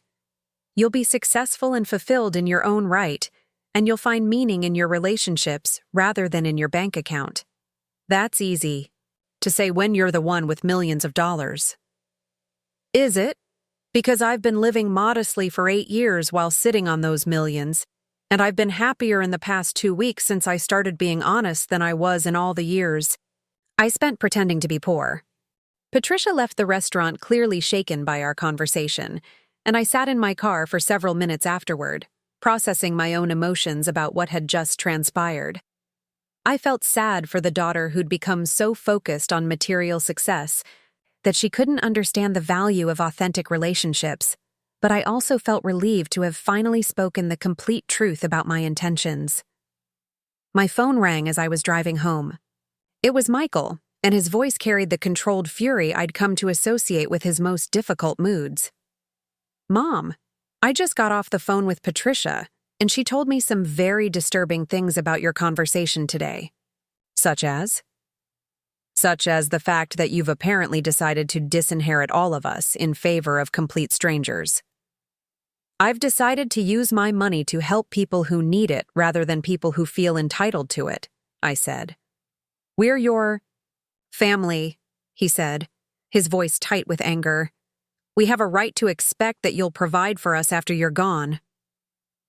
You have a right to expect nothing beyond what I choose to give you, I replied. And based on how you've chosen to treat me, I've chosen to give you the opportunity to learn what really matters in life. This is insane, Mom. You're destroying our family over a misunderstanding. I'm revealing what our family actually is instead of what I've been pretending it was, I said. If that destroys it, then it wasn't worth preserving. Michael's conversation followed the same pattern as Patricia's had, moving from attempted reasoning to anger to ultimatums as he realized that his comfortable assumptions about his future were no longer valid. He threatened to contest my will, to have me declared mentally incompetent, to cut off all contact if I didn't reconsider my decisions. You're free to make whatever choices you think are appropriate, I told him, just as I'm free to make mine. This isn't over, Mom, he said. Before hanging up, I knew he was right. The battle for my children's souls was just beginning, and they were going to fight hard to avoid confronting the uncomfortable truths about who they'd become. But I was no longer willing to enable their selfishness for the sake of maintaining artificial peace. Friday brought an unexpected visitor. Susan arrived at my house unannounced, tears streaming down her face and carrying a bouquet of flowers from the grocery store. Mom, I'm so sorry, she sobbed as I opened the door. I've been terrible to you, and I want to make it up to you. I invited her in and made tea while she composed herself, noting that her remorse seemed more genuine than her siblings' attempts at reconciliation. Susan had always been the most emotional of my children, more likely to be moved by guilt than by practical considerations. I keep thinking about that day at the pharmacy, she said as we settled in the living room, about how you were lying on the floor and I was worried about dinner reservations. What kind of person does that make me? It makes you a person who's lost sight of what's important, I said gently. But it doesn't have to define who you are going forward. Patricia told me about your conversation yesterday, about how you've given away all your money to charity, Susan continued. At first I was angry, but then I realized that I was angry about losing money I didn't even know existed, money I'd never done anything to earn. I was surprised by her insight. Of my 3 children, Susan had always seemed the least capable of self-reflection, but perhaps crisis had forced her to examine her motivations more honestly. The money was never yours to lose, I said. It was mine to use as I saw fit. I know that now. But Mom, what can I do to fix things between us? How can I prove that I love you for who you are, not for what you can give me? It was the first time any of my children had asked that question, and I felt a flicker of hope that perhaps Susan was capable of genuine change. You can start by showing up, I said. Not just when you need something or when you're in crisis, but regularly, consistently, because you want to be part of my life. I can do that, she said eagerly. I want to do that. You can also start taking an interest in my life beyond my role as your mother. Ask me about my friends, my interests, my concerns. Treat me like a complete person rather than just a supporting character in your story. Susan nodded vigorously, taking mental notes as if she were studying for an exam. What else? You can stop expecting me to provide emotional support for problems you're not willing to solve. I'm happy to listen and offer advice, but I won't continue to be your therapist while you refuse to make necessary changes in your life. You mean Derek? She said quietly. I mean Derek, and your job situation, and your tendency to create drama when your life gets boring, I said. I want you to succeed and be happy, but I can't want it more than you do. Susan was quiet for several minutes, processing what I'd said. This is all going to be harder than I thought. Yes, it is. Change is always hard, especially when you're changing patterns that have been in place for decades. But the alternative is losing our relationship entirely, and I don't think either of us wants that. No, I don't want that, she said firmly. I love you, Mom. I know I haven't shown it very well, but I do love you. I love you too, I said, and meant it. That's why I'm fighting so hard to save what's left of our relationship. Susan stayed for another hour, and for the first time in years, we had a real conversation about her life, her dreams, and her fears.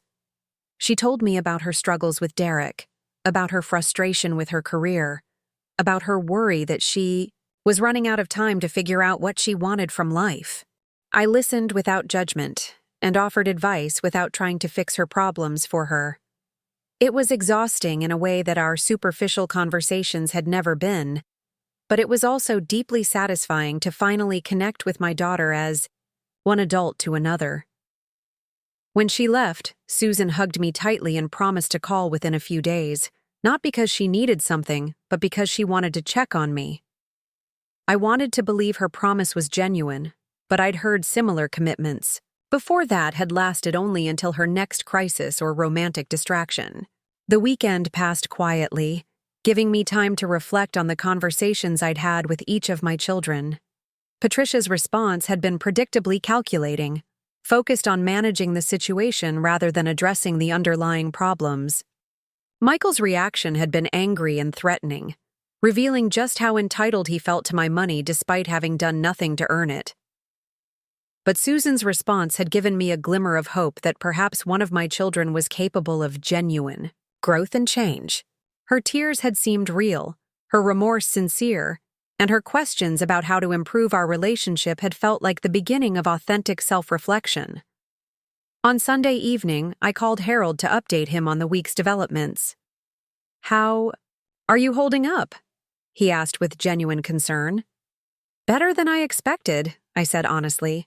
It's painful to see my children's true priorities so clearly, but it's also liberating to stop pretending that our relationships were healthier than they actually were.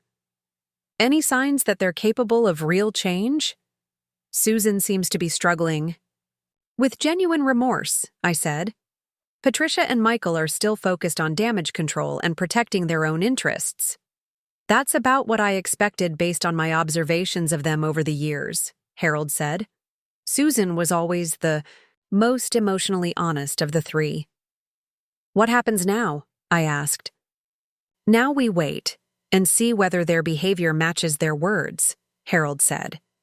You've set clear expectations and consequences. Either they'll rise to meet those expectations, or they'll reveal that they're not capable of the kind of relationship you deserve. And if they're not capable, then you'll know that you made the right decision in redirecting your resources toward people who will actually benefit from your generosity, Gerald said. Either way, you win. You either get the loving relationships you've always wanted, or you get the satisfaction of knowing your money is helping people who truly need it. As I hung up the phone, I realized that Gerald was right. For the first time in years, I was in control of my own life and my own choices. My children could choose to meet my expectations and build genuine relationships with me, or they could choose to continue their selfish patterns and lose access to both my money and my unconditional support. But the choice was theirs to make, and I was finally free from the exhausting burden of trying to force them to love me the way I'd always loved them. The reckoning was far from over, but I was no longer afraid of where it might lead. I'd found my strength, my voice, and my sense of worth, and I was determined to use all three to create the kind of life I deserved in whatever years I had left. Whether that life included meaningful relationships with my children remained to be seen, but it would definitely include honesty, dignity, and the satisfaction of using my resources to make a real difference in the world. The foundations of my new life were being built on the rubble of my old illusions, and for the first time in 8 years, I was genuinely excited about what the future might hold. The transformation in my children's behavior over the following Weeks was both fascinating and heartbreaking to observe. Susan kept her promise to call regularly, checking in every few days with genuine interest in my activities and health. Her conversations had depth now, moving beyond superficial pleasantries to real discussions about our lives, our fears, and our hopes for the future. "Mom, I've been thinking about what you said about taking responsibility for my own problems," she said during one of our Tuesday evening phone calls. "I broke up with Derek." I was surprised by her announcement. Susan's relationship with Derek had been tumultuous for over a year, but she'd always seemed more invested in the drama than in finding a solution. "How are you feeling about that decision?" I asked, careful not to express the relief I felt. "Scared," she admitted, but also kind of relieved. I realized I was spending more energy trying to change him than I was spending on changing myself. That doesn't seem very healthy. "It's not," I agreed. "Real love shouldn't require you to diminish yourself to accommodate someone else's refusal to grow."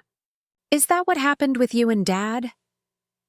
The question caught me off guard.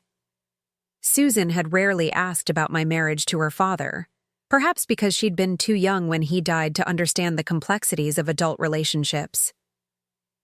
"Your father and I grew together," I said carefully. "We challenged each other to become better people, but we also supported each other through the process. It was work, but it was collaborative work, not me trying to fix him or him trying to fix me." "I don't think I've ever had a relationship like that," Susan said quietly. "You can learn to recognize the difference," I assured her. "But first, you have to understand your own worth and refuse to accept less than you deserve." These conversations with Susan were becoming the highlight of my weeks. For the first time since she'd become an adult, I felt like I was talking to my daughter, rather than managing a crisis or providing emotional first aid for self-inflicted wounds. Her visits were becoming more frequent too, and more genuine. Instead of stopping by when she needed something, she'd arrive with groceries for dinner and spend the evening cooking with me, sharing stories about her job search and asking about my foundation work. "Tell me about the people you're helping," she said one Saturday as we prepared a meal together in my kitchen. "I want to understand what you're passionate about." I told her about Mrs. Chen, an 80-year-old woman whose children had moved across the country and rarely contacted her. The foundation was providing funds for a companion service that visited her 3 times a week, helping with shopping, transportation to medical appointments, and simply providing human connection. "That's beautiful, Mom," Susan said, tears forming in her eyes. "I can't believe we almost let you become Mrs. Chen." "You didn't almost let me become her," I said gently. "You were well on your way to making me her. The difference is that I had resources to address the problem instead of just suffering through it." Susan was quiet for a moment, absorbing the truth of what I'd said. "I want to help," she said finally. "With the foundation, I mean. Is there a way I could volunteer or contribute somehow?" Her offer touched me deeply, but I was cautious about accepting too quickly. "What kind of help are you thinking about?" "I don't know exactly. Maybe I could visit some of the people you're helping, or help with fundraising events, or just learn more about what the foundation does so I can talk about it with other people." "That would be wonderful," I said, meaning it. "But I want to make sure you're offering because you care about the cause, not because you're trying to earn your way back into my good graces." "Both," she said honestly. "I do care about helping elderly people who've been abandoned by their families, especially now that I understand how close I came to being one of those family members. But I also want to be part of something that matters to you, something that gives your life meaning and purpose." Her honesty was refreshing, and I found myself believing that her desire to help was genuine. We spent the rest of the evening discussing ways she might become involved with the foundation, and I promised to introduce her to some of the staff members who could help her find meaningful ways to contribute. Patricia's approach to reconciliation was markedly different from Susan's. Rather than acknowledging her shortcomings and working to address them, She seemed to be treating our relationship like a business problem that could be solved through strategic planning and consistent execution. She established a schedule for herself, calling every Sunday evening at exactly 7 o'clock to check on my week and share updates about her life. Her calls were pleasant but felt scripted, as if she were following a checklist of topics to cover rather than engaging in spontaneous conversation. "How was your week, Mom?" she'd ask, then listen politely while I shared highlights from my activities. She'd ask follow-up questions that demonstrated she was paying attention, but the questions felt calculated rather than curious. "My week was busy but productive," she'd respond when I asked about her life. "The Peterson account is moving forward ahead of schedule, and I had a good performance review with my supervisor. I'm still on track for the promotion we discussed." Everything about Patricia's approach suggested that she viewed our improved relationship as another professional objective to be achieved through consistent effort and measurable outcomes. She wasn't wrong that relationships required effort and consistency, but her mechanical approach lacked the emotional authenticity that real connection required. Her visits followed the same pattern. She'd arrive at predetermined times with small gifts, flowers from the grocery store, or a magazine she thought I might enjoy, stay for exactly an hour and a half, and leave with a schedule for our next interaction. "I thought we could have lunch again next Thursday," she'd say as she prepared to leave. "I can make a reservation at that place you liked, or we could try somewhere new if you prefer." "Patricia," I said during one of these visits, "you don't have to schedule our entire relationship in advance. Sometimes spontaneous contact is more meaningful than planned interactions." "I'm trying to be consistent," she replied, looking slightly confused. "You said you wanted us to prioritize our relationship, so I'm making sure it gets the attention it deserves." "I appreciate the effort," I said carefully, "but relationships aren't just about time management. They're about emotional connection, about sharing your real thoughts and feelings, about being vulnerable with the people you love." "I am sharing my thoughts and feelings," she protested. "I tell you about my work, my goals, my concerns about the promotion." "You tell me facts about your life," I corrected gently. "But you don't tell me how those facts make you feel, or what you're really worried about, or what you dream about when you imagine your future." Patricia looked genuinely puzzled by my distinction. "I'm not sure I understand the difference." Her response revealed something fundamental about how my middle daughter approached relationships. She'd learned to manage people through information sharing and strategic interactions, but she'd never learned to connect with people through emotional vulnerability and authentic communication. "The difference is that sharing facts keeps you safe but distant," I explained. "Sharing feelings creates intimacy but requires trust. Real relationships need both, but they can't survive on facts alone." "I'll work on that," Patricia said, though her tone suggested she was adding emotional vulnerability to her list of relationship objectives rather than understanding it as a natural expression of love and trust. Despite her mechanical approach, I could see that Patricia was making genuine effort to improve our relationship. Her calls were consistent, her visits were reliable, and she was clearly prioritizing our interactions in ways she hadn't before. The effort itself demonstrated care, even if the execution felt artificial. Michael's response to the new family dynamics was more complex and troubling than either of his sisters. Rather than attempting to repair our relationship through increased contact or changed behavior, he seemed to be waging a campaign to undermine my credibility and authority. He'd hired a lawyer to investigate whether my charitable donations could be contested as evidence of diminished mental capacity, arguing that no rational person would give away millions of dollars while their own children struggled with financial problems.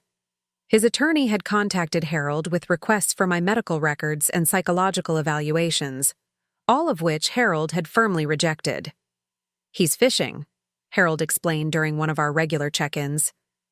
"He's hoping to find some evidence that you weren't competent when you made your charitable donations, which would allow him to challenge the transfers." "Is there any legal basis for his challenge?" I asked. "None whatsoever," Gerald assured me. You were clearly competent when we structured the donations. You had independent legal counsel, and your decision-making process was thoroughly documented. Michael's attorney is probably advising him that he has no realistic chance of success, but he's choosing to pursue the matter anyway. Michael's legal maneuvering was accompanied by a whisper campaign among extended family members and community acquaintances. He was apparently telling anyone who would listen that I'd been manipulated by unscrupulous advisors into giving away money that rightfully belonged to my children. Cousin Margaret called me one afternoon, clearly uncomfortable but feeling obligated, to share what she'd heard. "Deborah, I don't want to cause trouble, but Michael has been calling family members with some concerning stories about your recent decisions." "What kind of stories?" I asked, though I could guess. "He's saying that your lawyer and financial advisor have convinced you to donate money to charity as a way of avoiding estate taxes, and that you don't understand the long-term implications of what you've done." I felt a flash of anger at Michael's willingness to lie about my mental capacity and my advisor's integrity, but I kept my voice calm as I responded to Margaret's concerns. "Michael is having difficulty accepting that I made informed decisions about my own money," I said. "Rather than examining his own behavior and working to improve our relationship, he's chosen to attack my competence and my advisor's ethics. He seems very concerned about your well-being," Margaret said diplomatically.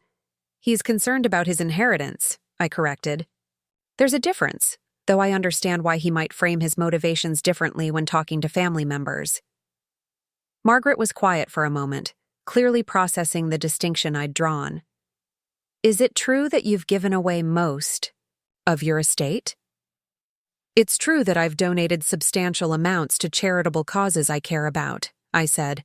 "It's also true that those donations were made after careful consideration and with excellent legal and financial advice." "And your children?" "My children are adults who are capable of supporting themselves," I said. "They don't need my money, though they might want it.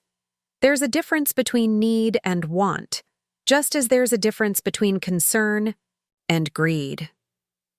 After Margaret and I hung up, I found myself deeply saddened by Michael's approach to our family crisis. Instead of using this opportunity for self-reflection and growth, he was doubling down on his sense of entitlement and attacking anyone who supported my right to make my own decisions. His behavior was also affecting his relationship with his sisters. Susan told me that Michael had been pressuring her to join his legal challenge, arguing that they needed to present a united front to have any chance of success. "He keeps saying that we're being manipulated," Susan said during one of our phone conversations. "He thinks you're not thinking clearly because of your heart attack and the medications you're taking." "What do you think?" I asked. "I think you're thinking more clearly than you have in years," Susan said firmly. "And I think Michael is scared that he's going to have to face the consequences of treating you badly for so long." "Have you told him that?" "I've tried, but he doesn't want to hear it. He's convinced that if we all pressure you together, you'll change your mind about the donations and go back to the way things were." "And Patricia?" "Patricia is staying out of it mostly. She says she's focused on rebuilding her relationship with you and doesn't want to get involved in Michael's legal strategies." I was grateful that Patricia wasn't supporting Michael's efforts, even if her own approach to reconciliation felt somewhat artificial. At least she understood that our family problems couldn't be solved through litigation or manipulation. Michael's campaign reached a crescendo when he showed up at my house unannounced on a Saturday morning, accompanied by a woman he introduced as Dr. Rebecca Torres, a psychologist who specialized in elder care issues.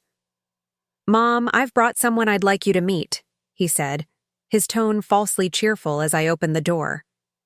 Dr. Torres has experience helping families navigate difficult decisions about financial planning and legacy issues. I looked at the woman standing beside my son, noting her professional attire and the leather portfolio she carried. She appeared to be in her 40s, with kind eyes but a somewhat nervous demeanor that suggested she wasn't entirely comfortable with whatever Michael had asked her to do. I'm not interested in meeting with a psychologist today, Michael, I said calmly. If you'd like to visit with me, you're welcome to come in, but I'd prefer to do so without unexpected guests. Dr. Torres just wants to have a brief conversation, Michael persisted.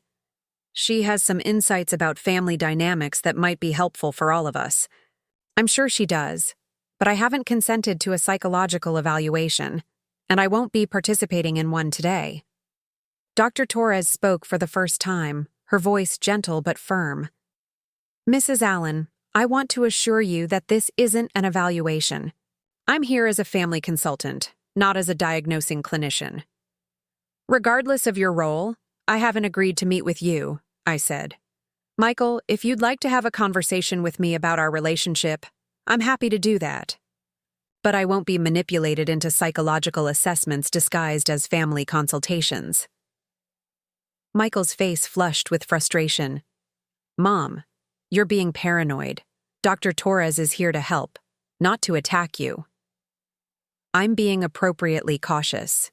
About my son's attempt to ambush me with a mental health professional, I replied. If you were genuinely concerned about my well-being, you would have asked my permission before arranging this meeting. Dr. Torres looked increasingly uncomfortable as she realized that she'd been brought into a family conflict under false pretenses. Mr. Allen, perhaps we should reschedule this conversation for a time when your mother has had an opportunity to consider whether she'd like to participate. There's nothing to reschedule, I said firmly. I have excellent mental health support through my physician and my own chosen advisors. I don't need family consultation services that I haven't requested. Michael's attempt to have me psychologically evaluated backfired spectacularly. Dr. Torres left with obvious relief, and Michael stormed off my porch in a rage, shouting that I was being stubborn and unreasonable. But his behavior had crossed a line that couldn't be uncrossed. By trying to ambush me with a psychological evaluation, he demonstrated that he was willing to attack my mental competence rather than examine his own behavior. It was a betrayal that went beyond mere selfishness into the realm of genuine cruelty. I called Gerald immediately after Michael left, wanting to document the incident in case it became relevant to any future legal proceedings. That was incredibly foolish of him, Gerald said after I described what had happened. Attempting to conduct an unauthorized psychological evaluation actually strengthens your position if he tries to challenge your competence in court. I don't think he's thinking strategically, I said. I think he's panicking because he's finally realizing that his actions have consequences he can't control or manipulate away. That's probably accurate, Gerald agreed. The question is whether he'll escalate further or whether he'll eventually accept that his approach isn't working. Over the following days, I found myself reflecting on the different ways my 3 children were responding to the new reality of our family dynamics. Susan was doing the hard work of genuine self-examination and behavioral change, even though it was difficult and sometimes painful. Patricia was making mechanical efforts to improve our relationship, which lacked emotional depth but demonstrated consistent commitment. Michael was refusing to accept any responsibility for our problems and was instead attacking my competence and integrity. Their different responses revealed fundamental aspects of their characters that I'd been reluctant to acknowledge. Susan, despite her many flaws and poor decisions, retained the capacity for growth and genuine remorse. Patricia, though emotionally guarded, possessed enough self-awareness to recognize that change was necessary, even if she didn't fully understand what that change should look like. Michael, however, seemed fundamentally incapable of admitting fault or accepting consequences for his behavior. The realization was heartbreaking, but also clarifying.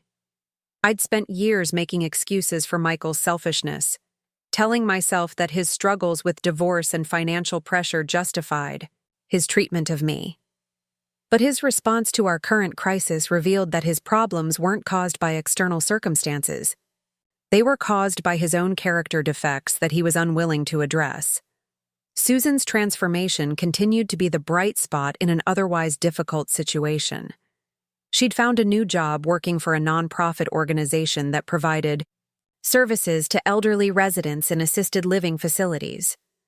The work paid less than her previous positions, but she seemed genuinely energized by the mission and the opportunity to make a meaningful contribution. "I never realized how much I was missing by only caring about myself," she told me during one of our dinners together. "Working with these elderly folks has shown me what real problems look like, and it's made me ashamed of how much time I've wasted worrying about things that don't really matter." "Like Derek?" I asked. "Like Derek, and like finding the perfect job that would make me happy without me having to do any actual work to earn happiness," she said with a rueful smile. "I'm learning that satisfaction comes from giving, not from getting." Susan had also started attending counseling sessions to address what she called her pattern of choosing dramatic relationships over healthy ones.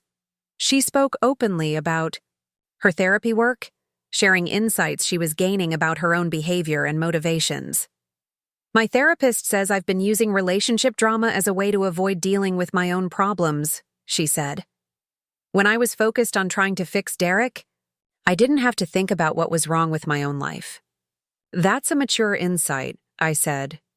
"It's embarrassing is what it is," Susan replied. "But I guess embarrassment is better than staying stuck in the same destructive patterns forever." Her willingness to examine her own behavior and make difficult changes gave me hope that our relationship could be genuinely repaired rather than just superficially improved.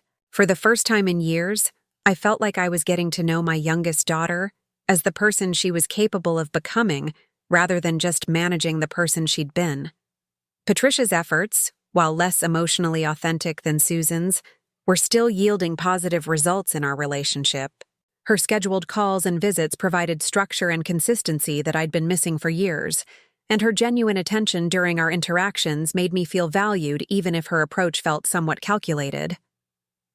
During one of our Thursday lunches, she surprised me by deviating from her usual pattern of discussing work and asking about my foundation activities. "Mom, I've been thinking about what you said about emotional vulnerability," she said as we waited for our meals to arrive. "I realize I don't really know how to do that, especially with family members." "What do you mean?" I asked.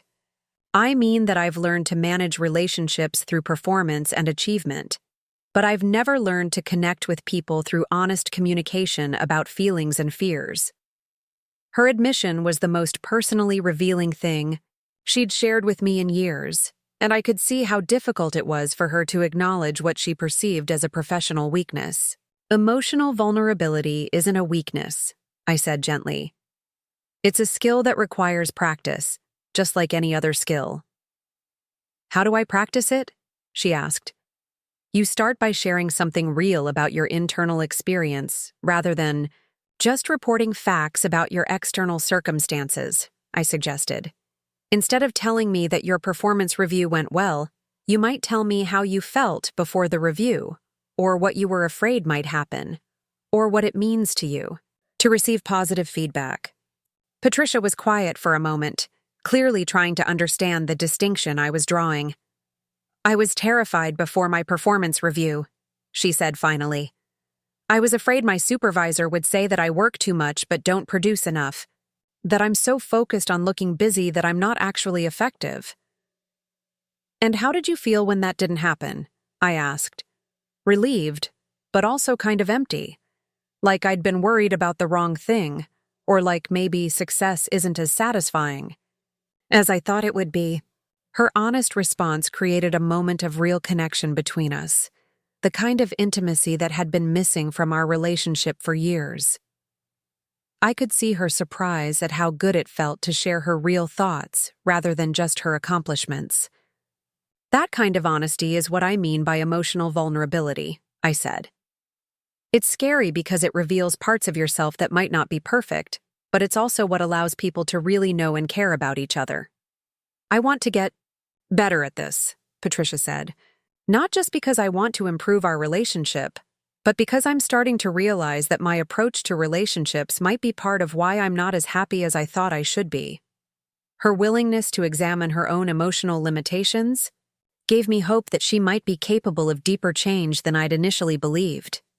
Like Susan, she seemed to be using our family crisis as an opportunity for self-reflection and growth rather than just damage control. Meanwhile, Michael's behavior was becoming increasingly erratic and concerning. He'd started showing up at places where he knew I'd be, apparently hoping to corner me into conversations I didn't want to have. When I went grocery shopping, he'd appear in the store and follow me through the aisles, trying to engage me in discussions about my poor decision-making and his concern for my mental state.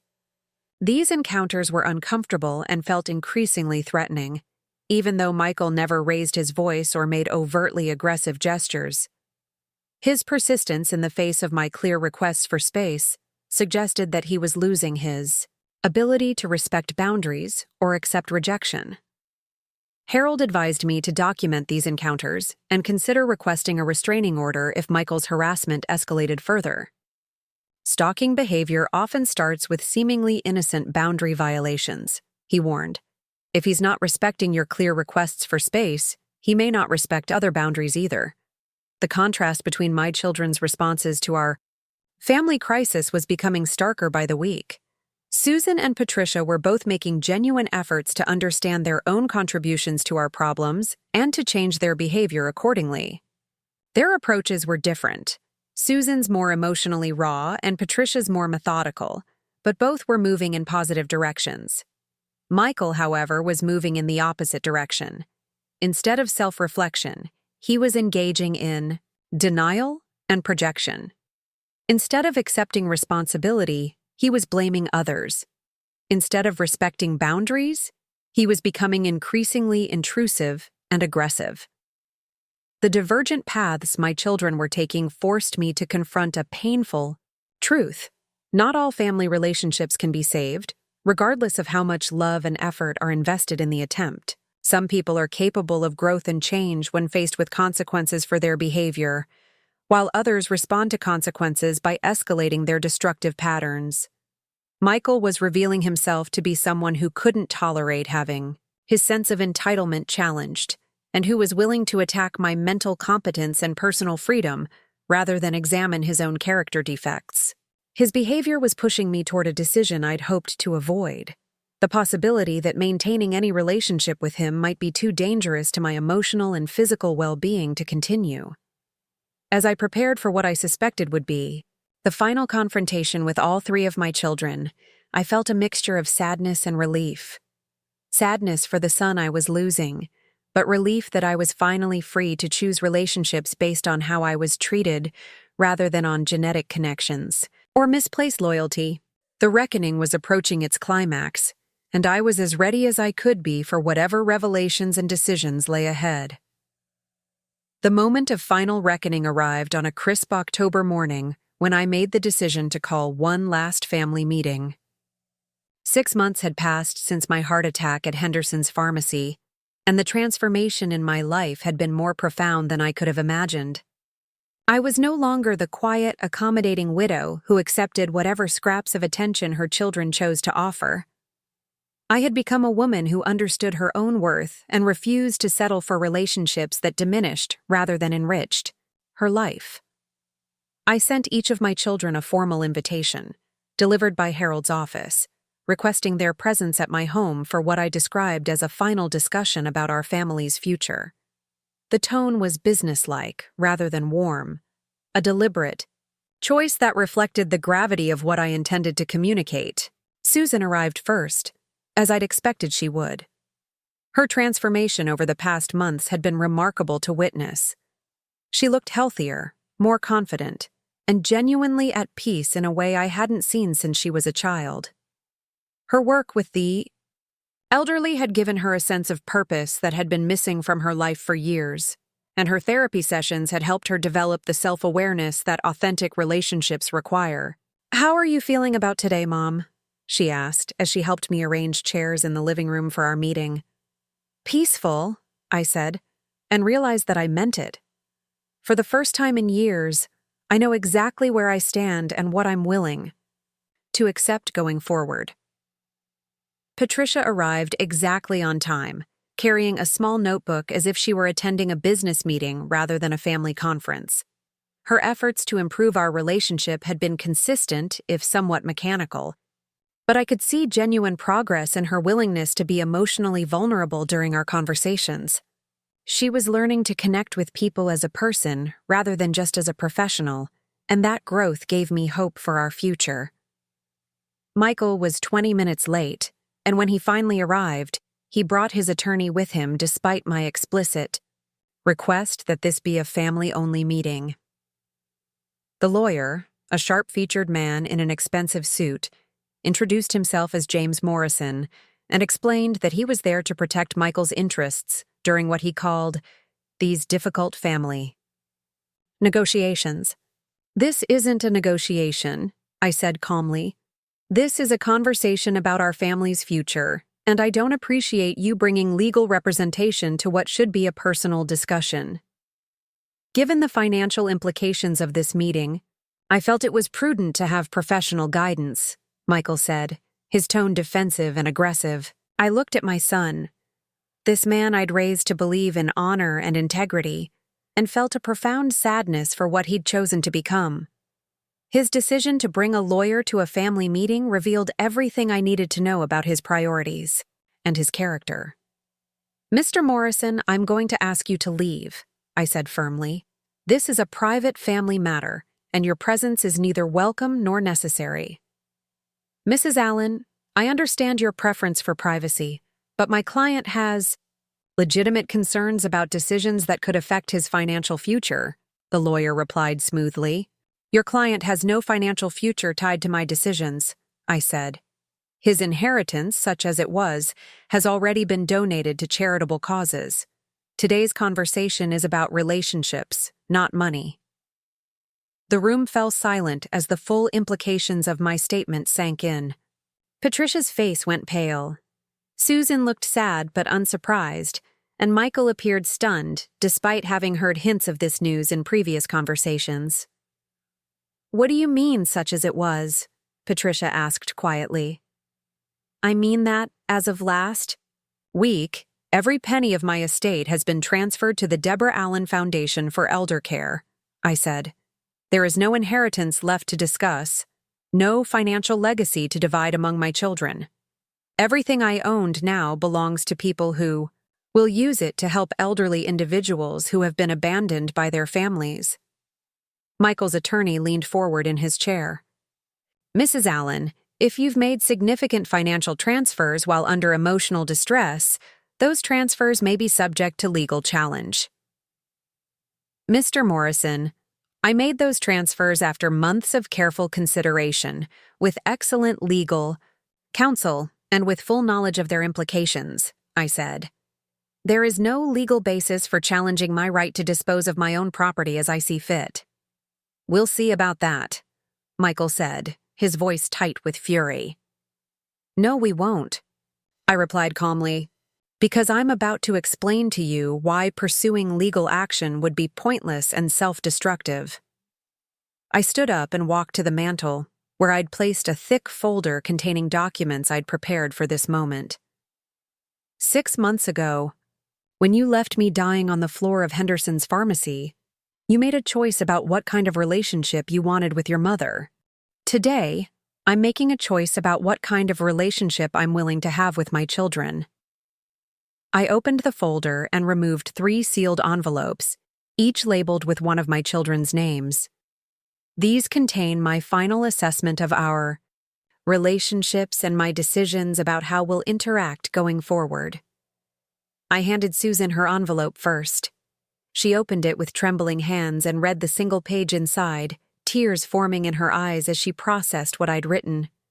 "Susan, your willingness to examine your own behavior and make genuine changes has shown me that you're capable of the kind of love and respect that healthy relationships require. While I can't offer you financial inheritance, I can offer you something more valuable. A real relationship with your mother based on mutual care and consideration. If you choose to accept that offer, I'll be here for you in all the ways that matter." Susan was crying openly now, but I could see relief, mixed with her sadness. I choose to accept, she said simply. I love you, Mom, and I want to be the daughter you deserve. I turned to Patricia next, handing her the envelope that contained my assessment of her efforts and my hopes for our future.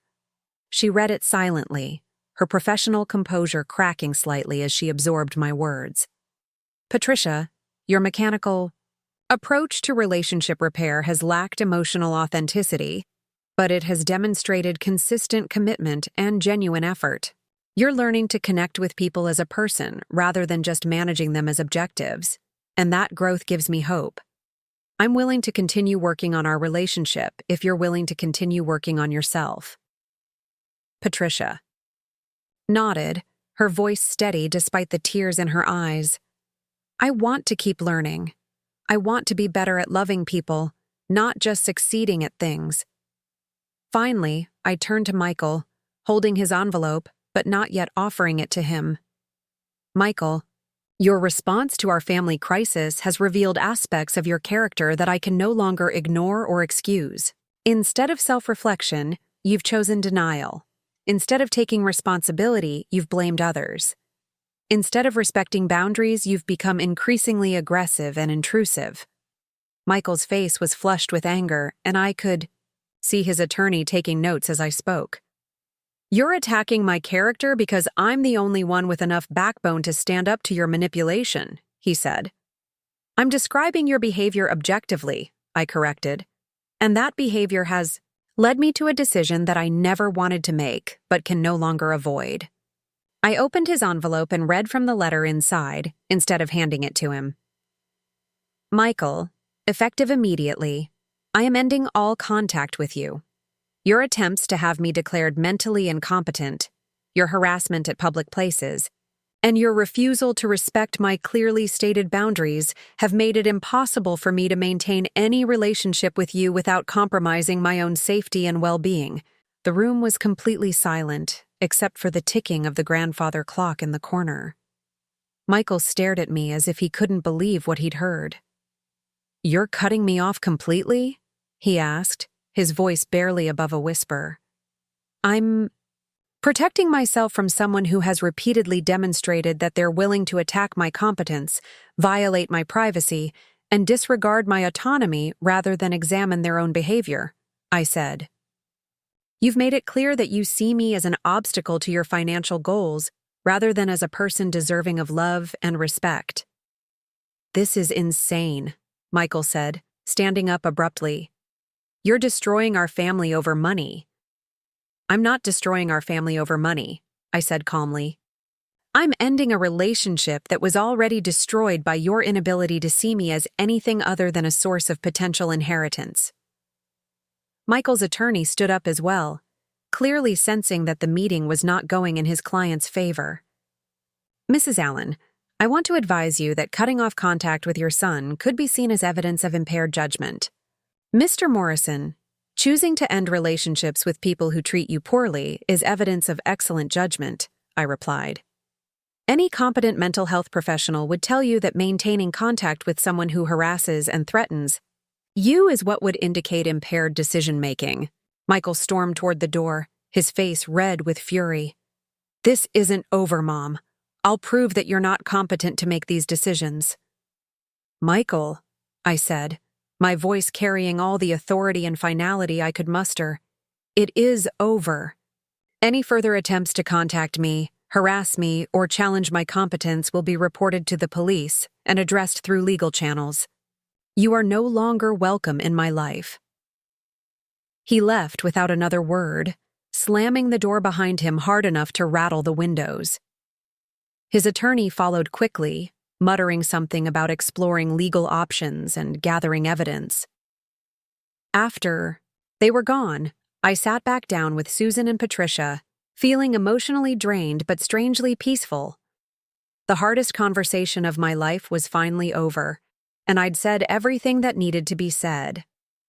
Are you okay, Mom? Susan asked, reaching over to take my hand. I'm better than okay, I said honestly. I'm free.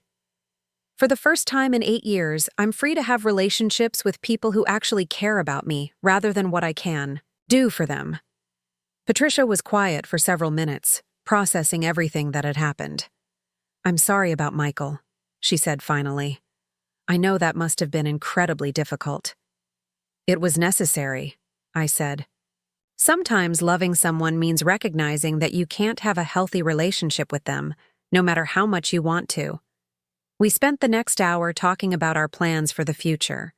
Susan shared her ideas for expanding her work with the foundation, and Patricia discussed her growing interest in finding meaning beyond professional achievement.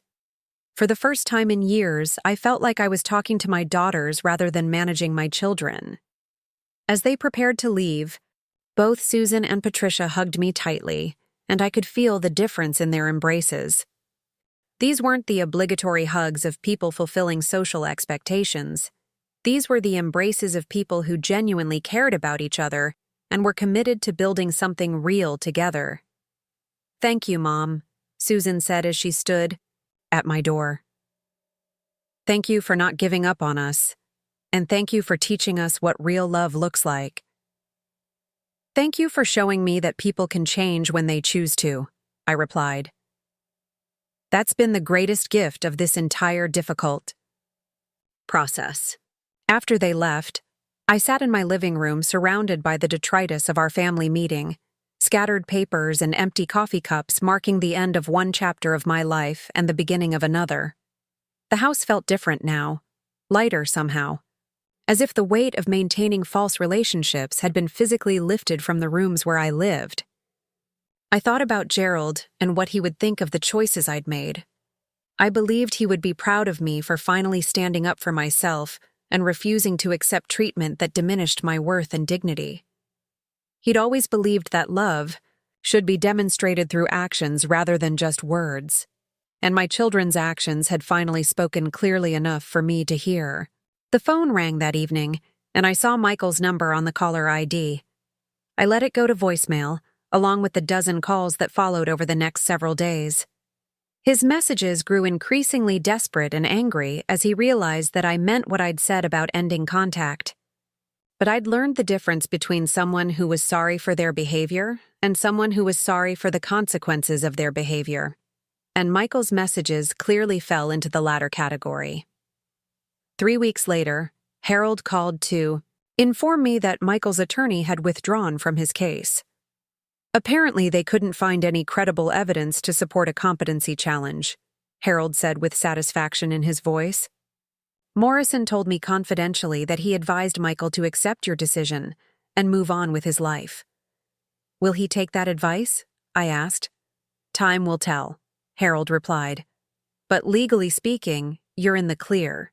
Your donations are secure, your competence is unquestioned, and your right to control your own relationships is absolute." 6 months later, I stood in the conference room of the Deborah Allen Foundation for Elder Care, looking out at a room full of people whose lives had been touched by the work we were doing. Susan sat at the table as our newest board member, bringing insights from her direct service work with elderly clients. Patricia attended as a volunteer consultant, helping us develop more effective communication strategies for reaching families before abandonment occurred. Mrs. Chen, the elderly woman whose story had inspired much of our work, spoke about how the Foundation's companion services had given her not just practical support, but renewed hope and dignity. Her testimony reminded me why I'd chosen to redirect my resources toward people who would appreciate rather than take them for granted. "When my children moved away, I thought my life was over," she said, her voice strong despite her advanced age. "But the Foundation showed me that family isn't just about who shares your blood. It's about who chooses to show up for you when you need them." Her words perfectly captured what I'd learned through my own difficult journey. Real family was created through choice and commitment, not just genetics and obligation. Some of the most meaningful relationships in my life now were with people who had no biological connection to me, but who had chosen to care about my well-being and contribute to my happiness. As the meeting ended and people began to leave, Susan approached me with a thoughtful expression on her face. "Mom, I've been thinking about something Mrs. Chen said. about family being the people who show up for you. What about it? I asked. I realize now that you spent 40 years showing up for us, but we never really learned to show up for you, she said. It wasn't until you stopped showing up in the same way that we understood what we'd been taking for granted. Sometimes, people need to experience loss before they can appreciate what they have, I said. The important thing is that you learned before it was too late.